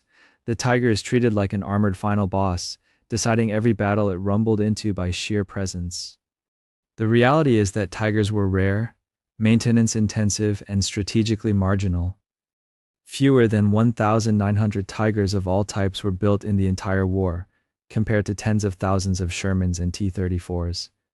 Most German panzer units never saw one, much less operated them in large numbers. Their heavy armor and gun were intimidating, but they broke down constantly, guzzled fuel Germany didn't have, and were difficult to transport or recover. Allied air power, artillery, and cheap, reliable medium tanks did the bulk of the killing. On the Eastern Front, Soviet anti-tank guns and minefields destroyed plenty of these supposed monsters. The Tiger's legend comes from a handful of dramatic actions, post-war memoirs, and pop culture, not from a realistic accounting of what actually determined outcomes on the battlefield. 65. The Sherman was a death trap. There's a popular claim that German troops called the M4 Sherman the Ronson because it lights first time, implying Allied crews were riding mobile crematoriums. That nickname is heavily disputed and likely exaggerated after the fact. Early Shermans did have issues with ammunition storage, and when hit they could burn badly, but so did many tanks of the era. As the war went on, wet stowage for shells cut fire risk dramatically. Meanwhile, the Sherman's real strengths were boring: reliability, ease of production, standardization. You could ship Shermans anywhere, fix them with common parts, and keep them running through mud, snow, and desert. Crews learned to fight them effectively with combined arms, using infantry, artillery, and air support rather than tank duels as the default solution. A Sherman that starts every time and arrives in numbers with fuel and spare parts is a lot less of a death trap than a superior tank that spends half its life broken, out of gas, or abandoned by the roadside. 66. Jet aircraft could have saved Germany. The Me-262 and other German jets get framed as wonder weapons that could have reversed the tide if only Hitler had listened. In reality, even perfect jet deployment wouldn't have undone Germany's fundamental problems. By 1944-45, Allied bombing had shattered factories and transport networks. Synthetic fuel plants were burning, oil fields were gone, and aviation fuel was scarce. Experienced pilots had been killed in years of attrition, leaving undertrained replacements struggling with demanding new machines. The Me-262 was fast and dangerous, but it was complex and temperamental, with engines that wore out quickly and required extensive maintenance. Bases were bombed, runways cratered, and jets were vulnerable on the ground. At best, a bigger jet force might have slightly blunted Allied bombing raids for a while. It would not have conjured new armies, rebuilt shattered cities, or stopped the Red Army and Western allies closing in from both sides. 67. The V-2 rocket was a Revolutionary War winner. The V-2 is often celebrated as a technological leap so huge it almost changed everything, a rocket-age superweapon ahead of its time. It was ahead of its time, but mostly as an engineering project, not as a war-winning tool. Each V-2 carried about a 1-ton warhead and cost immense resources, rare materials, specialized factories, and slave labor from concentration camps like Mittelbau-Dora. For the price of one V-2, Germany could have built many aircraft or artillery pieces that delivered far more explosive weight with better accuracy. The rocket had no meaningful guidance beyond general targeting, often missing cities by wide margins. It killed around 9,000 people in Britain and elsewhere, mostly civilians, while roughly the same number of forced laborers died building it. It couldn't hit ships, couldn't interdict armies, and had zero effect on the Eastern Front. Strategically, it terrified people but didn't alter a single campaign's outcome. 68. Code-breaking alone won the war. Stories about Enigma and Bletchley Park make it tempting to think that clever mathematicians essentially hacked the Axis into defeat from comfortable offices.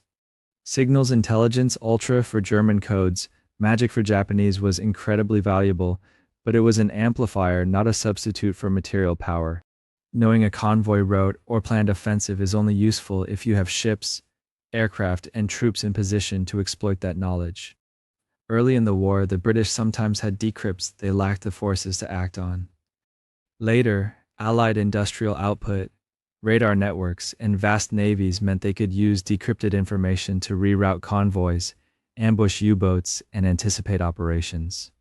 But there were still surprises, misinterpretations, and plain bad days. Codebreakers shortened the war and saved lives by making operations more efficient and less blind. They did not remotely replace tank factories, shipyards, oil wells, or the human beings doing the fighting and dying. 69. Enigma was Germany's only important cipher system. Enigma gets all the headlines, but it wasn't the only high-level German cipher in play. For the most sensitive traffic between Hitler, the OKW, and front commanders, the Germans used the Lorenz-Essed machines, a more complex teleprinter cipher the British called Tunny. Lorenz carried operational and strategic directives, not just routine unit orders or weather reports. Breaking it required different techniques than Enigma, statistical attacks, early electronic computers like Colossus, and whole teams dedicated to pattern analysis. Cracking Lorenz gave the Allies insight into top-level thinking, which fronts Hitler prioritized, how he reacted to setbacks, what he demanded from his generals. That informed decisions about where to press, where to feint, and how seriously to take German threats. Enigma mattered hugely at the tactical and operational level, but Lorenz decrypts were like reading parts of the enemy's diary. The code-breaking war was a multi-system, multi-front effort, not a single magic machine. 70. Alan Turing single-handedly broke Enigma. Alan Turing absolutely deserves his reputation as a brilliant mathematician whose ideas shaped both wartime code-breaking and the foundations of modern computing. But the popular image of him sitting alone, cracking Enigma by sheer intellect while everyone else watches, is pure myth. Bletchley Park was a sprawling operation employing around 9,000 people at its peak. Mathematicians, linguists, crossword solvers, chess players, clerks, mechanics, WRNs running the bombs and support staff of every kind. Polish cryptanalysts had already made crucial early breakthroughs on Enigma before the war and shared their work with the British and French. Other British cryptographers, Gordon Welchman, Dilly Knox, and many more, developed key methods and machines alongside Turing. Intelligence officers sifted through intercepted messages, crib sources, and captured codebooks. It was a vast, messy, collaborative enterprise powered by long hours, bureaucracy, and coffee as much as by lone genius. Turing was central, but he was one brilliant part of a much larger, often anonymous machine. 71. Radar was a British secret weapon no one else used. There's a cozy little myth that Britain invented radar, kept it secret, and that's why the RAF magically won the Battle of Britain. Radar wasn't a purely British miracle. By the late 1930s, Germany, the US, Japan, and the Soviet Union all had radar research programs. The difference was that Britain built a full system around it. The chain home stations along the coast were just one piece. They were wired into filter rooms, fighter command centers, sector stations, and radio networks that could scramble squadrons where they were actually needed. German Freya and Würzburg sets were technically good, sometimes better in raw performance, but Germany never created the same integrated air defense network early in the war. The US had excellent radar too, but famously ignored it at Pearl Harbor when warnings didn't fit preconceptions. So radar wasn't a unique British wand. It was a tool many powers had, used with very different levels of organization, doctrine, and respect. 72. Strategic bombing crushed Germany by itself. There's a comforting idea that Allied heavy bombers, pounding German cities from the air, essentially won the war while ground forces just walked in later. The bombing campaign was enormous and destructive, but it didn't single-handedly break the Reich. German industry proved resilient, decentralizing production, moving factories underground, and actually increasing output into 1944 despite horrific raids. What really strangled Germany was a combination of factors: the loss of the Romanian oil fields, the collapse of the rail network under bombing, and the Red Army and Western Allies physically seizing territory, mines and factories. Infantry, tanks, and artillery had to capture the Ruhr, Silesia, and the oil refineries on foot, house by house. Strategic bombing weakened Germany, forced it to divert fighters and flak, and complicated logistics. But without armies advancing from east and west, bombing alone would have meant a brutal stalemate in ruins, not surrender in Berlin. 73. Precision bombing was truly precise. Hollywood likes to show World War II bombers as surgical instruments, dropping bombs neatly onto single buildings from high altitude like giant flying snipers. In practice, even precision bombing was more like trying to hit a mailbox from a speeding car in the dark, while someone's shooting at you. Bomb sites like the Norden were impressive for their time, but they assumed stable conditions, clear skies, no flak, no evasive maneuvers. Real missions had cloud cover, smoke, wind drift, nervous crews, and enemy fighters. When analysts checked aiming points against actual bomb impacts, they found huge dispersal patterns, thousands of feet off target on average. At night, accuracy plunged further, and precision often meant hitting a general area like a marshalling yard, not a specific factory building. The term itself was partly propaganda, a way to reassure home audiences that war could be waged humanely with minimal collateral damage. The bomb craters in surrounding neighborhoods told a different story. 74. Dresden was a unique Allied atrocity. Dresden is often singled out as if it were a shocking, one-off act of barbarism that somehow broke the normal rules of Allied conduct. It was horrific, yes, but it was not unique.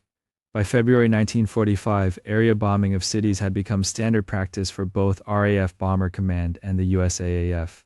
Hamburg's 1943 firestorm killed tens of thousands, with entire neighborhoods incinerated in a single night.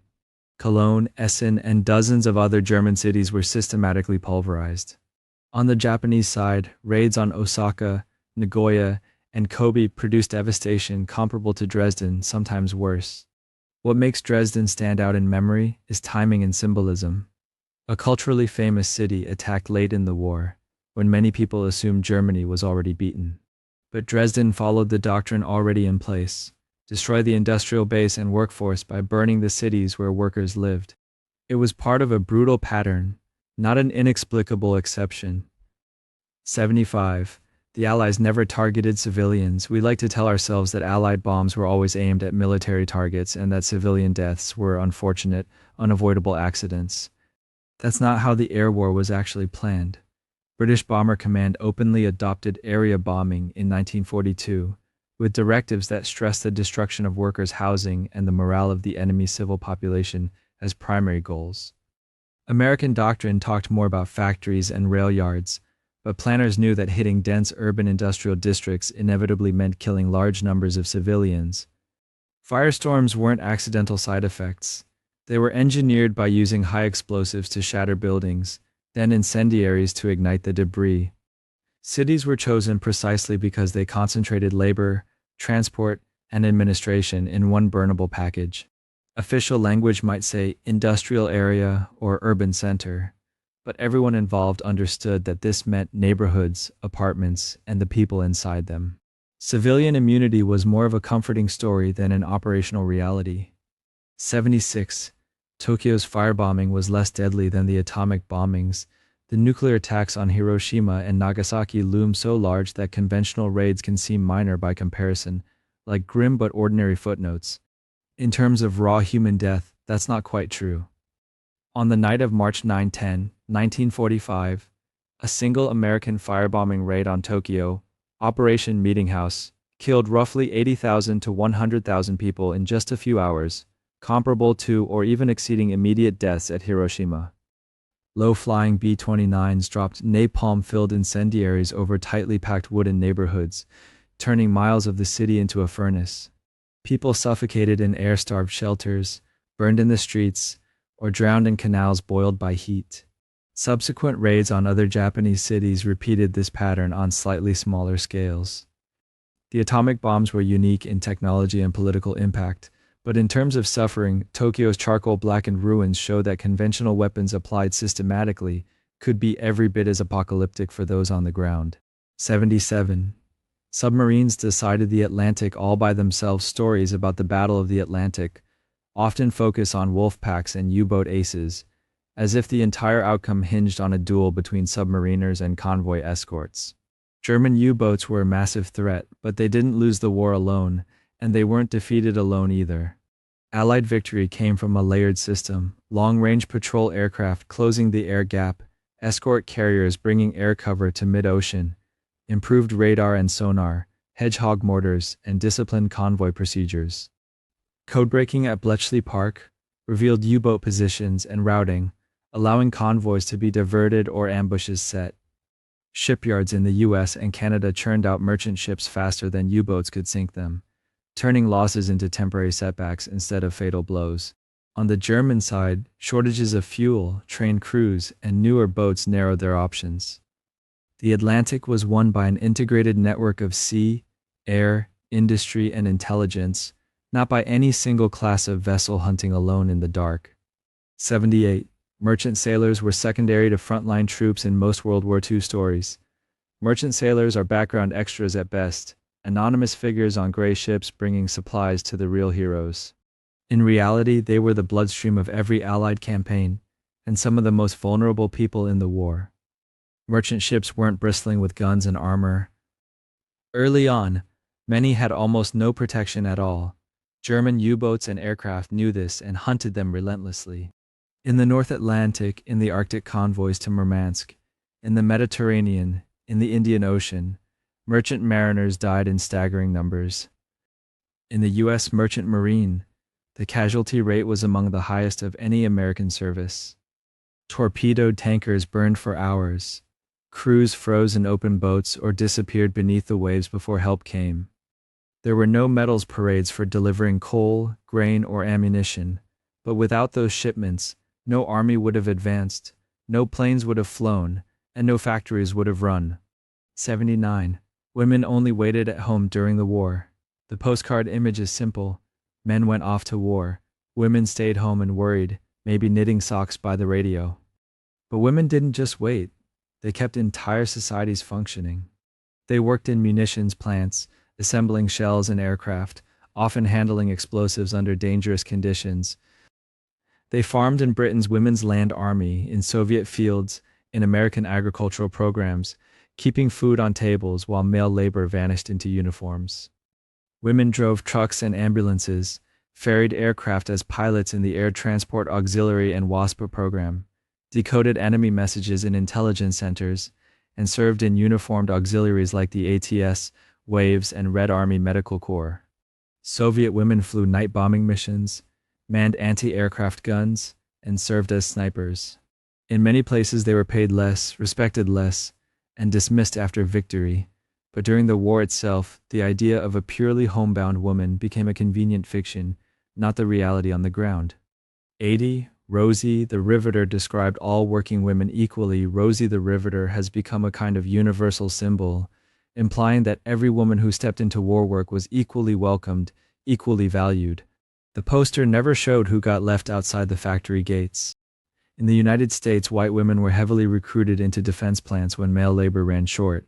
But black women, Latinas, Native women, and Asian American women often faced open discrimination, locked into the lowest paid, dirtiest, or most insecure jobs if they were hired at all. Segregated restrooms and canteens, separate training tracks, and unions that quietly excluded minority women were common. Japanese American women on the West Coast were first fired, then incarcerated in camps behind barbed wire. In Britain and Canada, similar patterns played out, with immigrant and colonial women pushed to the margins.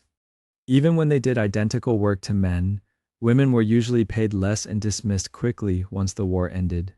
The rosy image sells unity and empowerment. The reality was layered with segregation, unequal pay, and a clear message to many women: you're good enough for the emergency, but not for equal status. 81. Black American soldiers fought in fully integrated units. Modern films sometimes show black and white American soldiers casually mixed in platoons, as if the U.S. Army had already discovered racial equality by 1942. It hadn't. The military was formally segregated.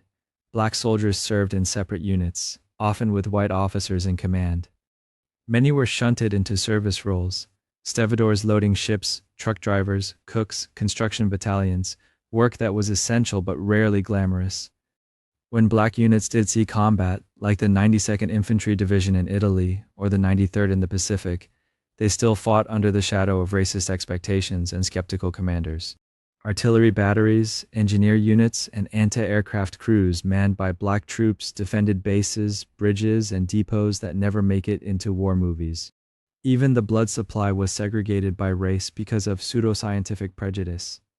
Integration didn't arrive until after the war, when Truman issued his 1948 order. During World War II itself, Black Americans wore the same uniform, faced the same enemy, and risked the same death, but inside a system built on official, legally enforced separation. 82. The Tuskegee Airmen were an isolated exception. When people do remember Black combat contributions, it's often as a single heroic footnote. The Tuskegee Airmen, a neat, self-contained story with a happy ending. They were extraordinary pilots, but they weren't alone. Black Americans served in tank battalions like the 761st, the Black Panthers, who fought in France, Belgium, and Germany and helped liberate towns and camps. The 333rd and 969th Field Artillery Battalions provided vital fire support under brutal conditions during the Battle of the Bulge. Black quartermaster, engineer, and transportation units kept armies supplied, built roads and airfields, and hauled fuel and ammunition across dangerous front lines. In the Pacific, Black anti-aircraft crews defended bases from Japanese raids. In the Navy, segregated messmen and stewards fought fires and rescued shipmates during battles they were never supposed to be part of. The focus on Tuskegee alone can make it seem like one special experiment in equality. The truth is that Black units were woven throughout the war effort, their contributions downplayed or erased when peace came. 83. Japanese American internment was militarily necessary. The standard justification for locking up more than 110,000 Japanese Americans is that it was a tragic but necessary step, forced by security concerns. The evidence never really supported that story. Before Pearl Harbor, U.S. intelligence agencies, the FBI, Naval Intelligence, and the Office of Naval Intelligence had already investigated Japanese American communities on the West Coast. Their reports concluded that any potential troublemakers could be handled individually, and that mass internment was unnecessary. During the war itself, not a single Japanese American on the mainland was convicted of sabotage or espionage for Japan. Yet entire families, 2/3 of them U.S. citizens, were removed from their homes, forced to sell property at fire sale prices, and sent to remote camps in deserts and swamps. German and Italian nationals, by contrast, were mostly left alone. Hawaii, where Japanese Americans were a large part of the population and actually lived under martial law, did not see mass internment on the same scale because the economy would have collapsed. The policy on the mainland was driven less by real intelligence and more by racism, West Coast politics, and wartime hysteria wrapped in a military excuse. 84. German Americans were treated the same as Japanese Americans. To defend internment, some people argue that everyone was treated equally harshly, that German Americans and Italian Americans were rounded up just like Japanese Americans. That's not what happened. During the war, a relatively small number of German and Italian nationals were detained after individual hearings, often based on specific allegations or suspicious ties. There were internment facilities that held some of them, along with Latin American Germans and Italians shipped north. But there was no blanket policy that said, if you have German ancestry and live on the West Coast, you and your children must leave your home and go behind barbed wire. German Americans and Italian Americans, many of them only a generation or two removed from Europe, continued to run businesses, live in coastal cities, and serve openly in the U.S. military. The sheer scale and automatic nature of Japanese American incarceration, entire communities uprooted en masse, without individual charges, was unique.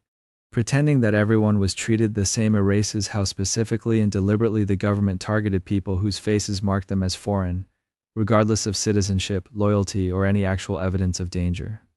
85. World War II ended the Great Depression overnight. You often hear that World War II ended the Great Depression, as if one day there was bread lines and dust, and the next day there were shiny factories, full employment, and universal prosperity.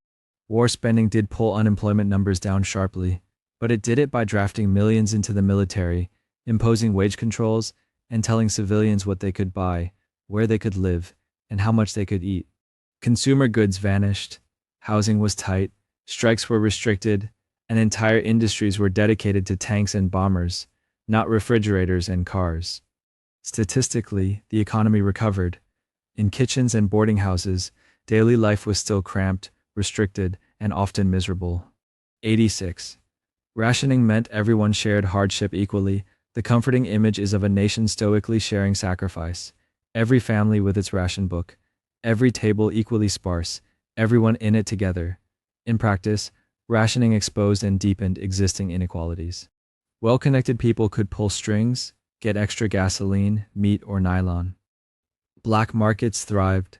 From British butchers selling off-book cuts to German city dwellers, trading cigarettes and jewelry for rural food. In colonial empires, the story was harsher. Indian, Vietnamese, and African populations saw grain and resources diverted to imperial armies while they faced famine and shortages. Official propaganda talked about fair shares. Who actually went hungry depended heavily on race, class, and which side of empire you stood on. 87.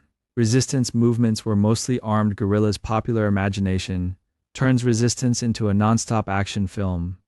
Masked fighters ambushing convoys, derailing trains, blowing up bridges. Armed guerrilla action did happen, but much of resistance was quieter and more mundane, and just as dangerous. People forged identity papers, passed clandestine messages, typed illegal newspapers on hand-cranked presses, and listened to forbidden radio broadcasts to spread information. Families hid down pilots, escaped POWs, and Jewish neighbors in closets and barns for months or years. Railway workers lost key parts, slowed repairs, or misrouted trains. These small, persistent acts of intelligence work, evasion, and sabotage often did more long-term damage to occupation systems than a few dramatic firefights. 88. Partisans were always heroes. The word partisan gets wrapped in a heroic glow.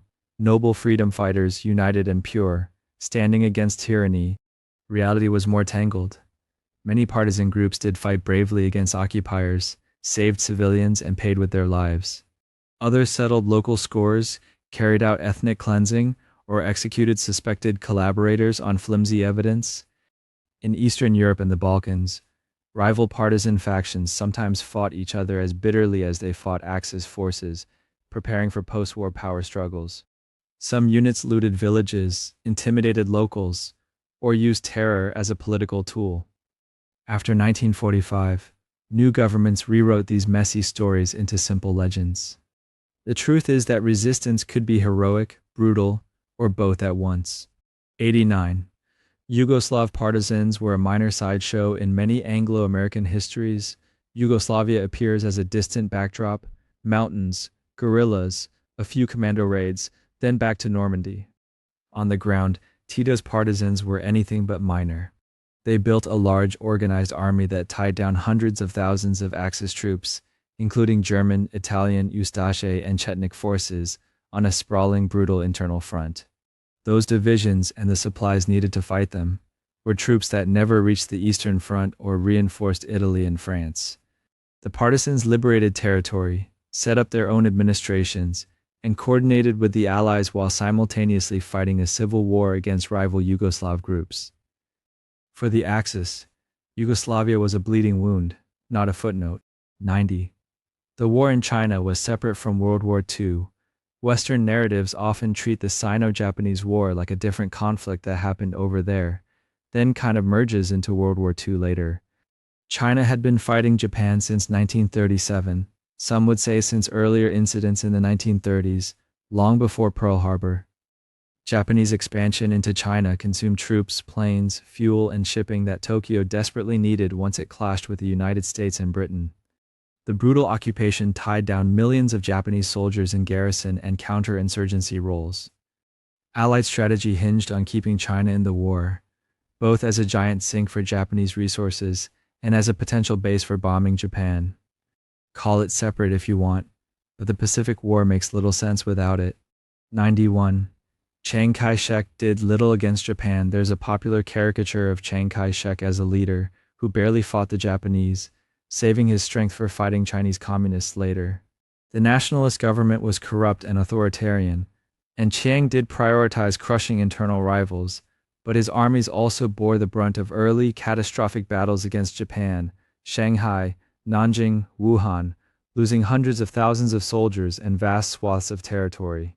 His regime managed mass population evacuations, relocated industry inland, and struggled through famines and refugee crises while still fielding forces along a huge front.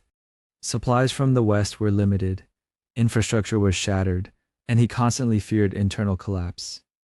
Saying he did little ignores the enormous, if often mismanaged, sacrifice nationalist China made in tying down Japanese forces for 8 long years.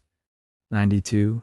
The Soviet Union liberated Eastern Europe purely as a benevolent ally. Liberation is the word that shows up in a lot of Soviet monuments, speeches, and post-war textbooks.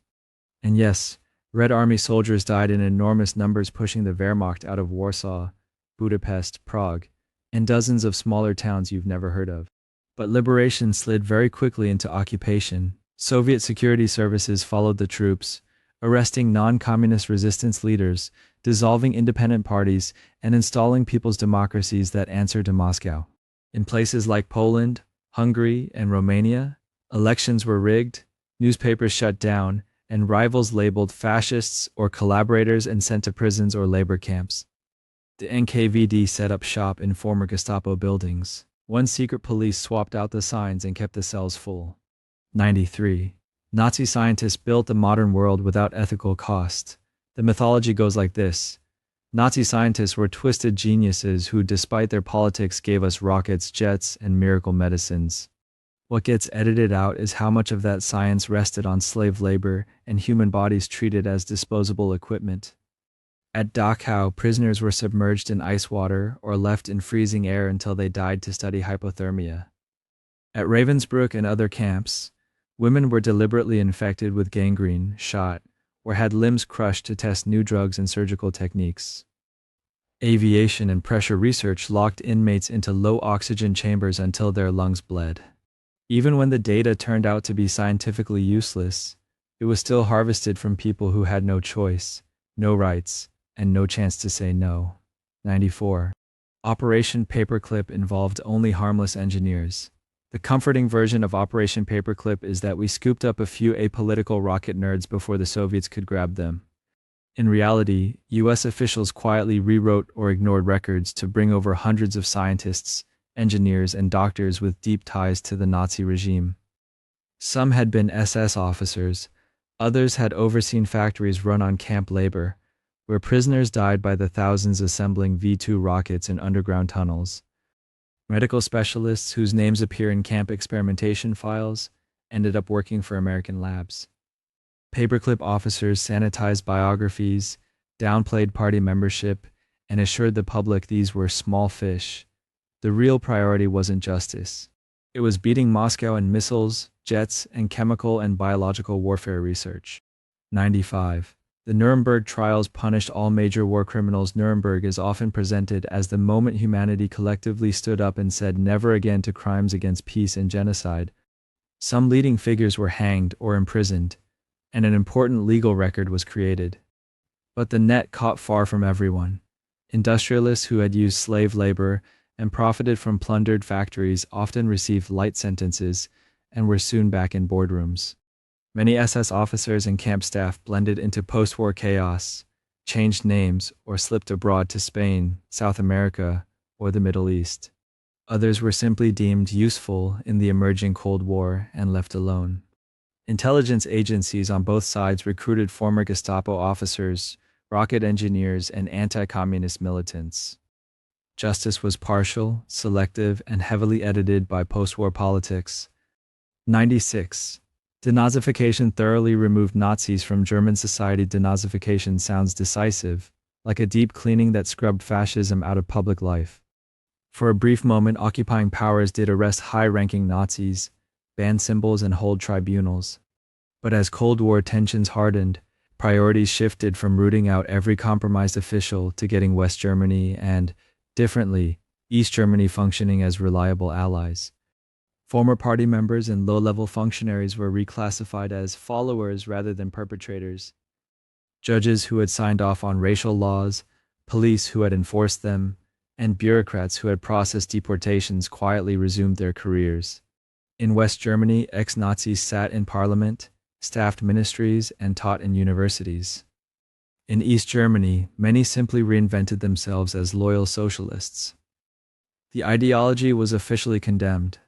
The people who had enforced it often kept their desks. 97. World War II ended cleanly in 1945. The iconic image is of VE Day and VJ Day celebrations, confetti falling, sailors kissing strangers, and then peace. In much of the world, 1945 was less an ending than a pivot into new forms of violence. Millions of displaced people, Holocaust survivors, forced laborers, POWs wandered a ruined continent, living in camps for years. In Central and Eastern Europe, ethnic Germans were expelled en masse. Hundreds of thousands died on the roads or in improvised detention sites. In Greece, civil war erupted between former resistance factions.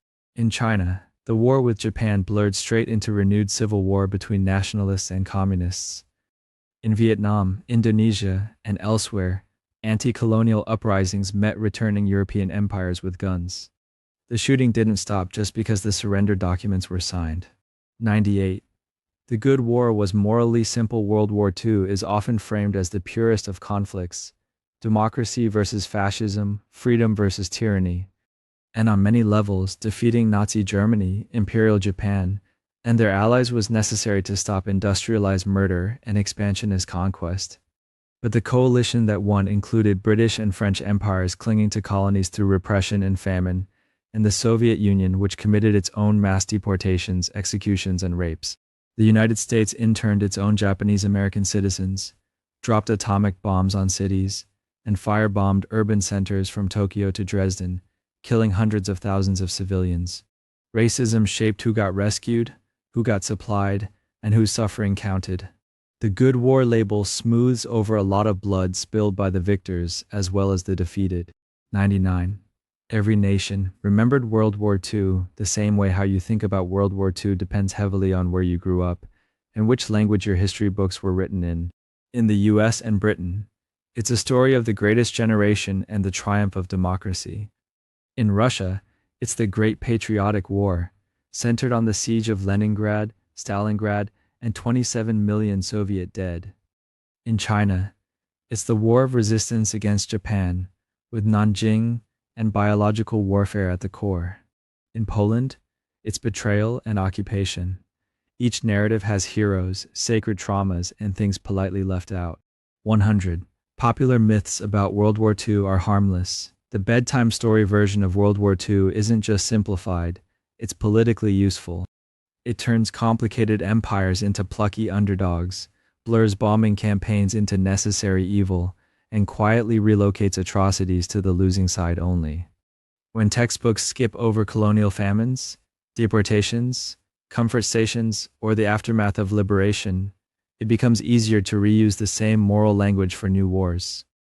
A world where the Allies were perfectly good and the Axis perfectly evil is comforting. It's also a world where you never have to ask what your own country is doing right now.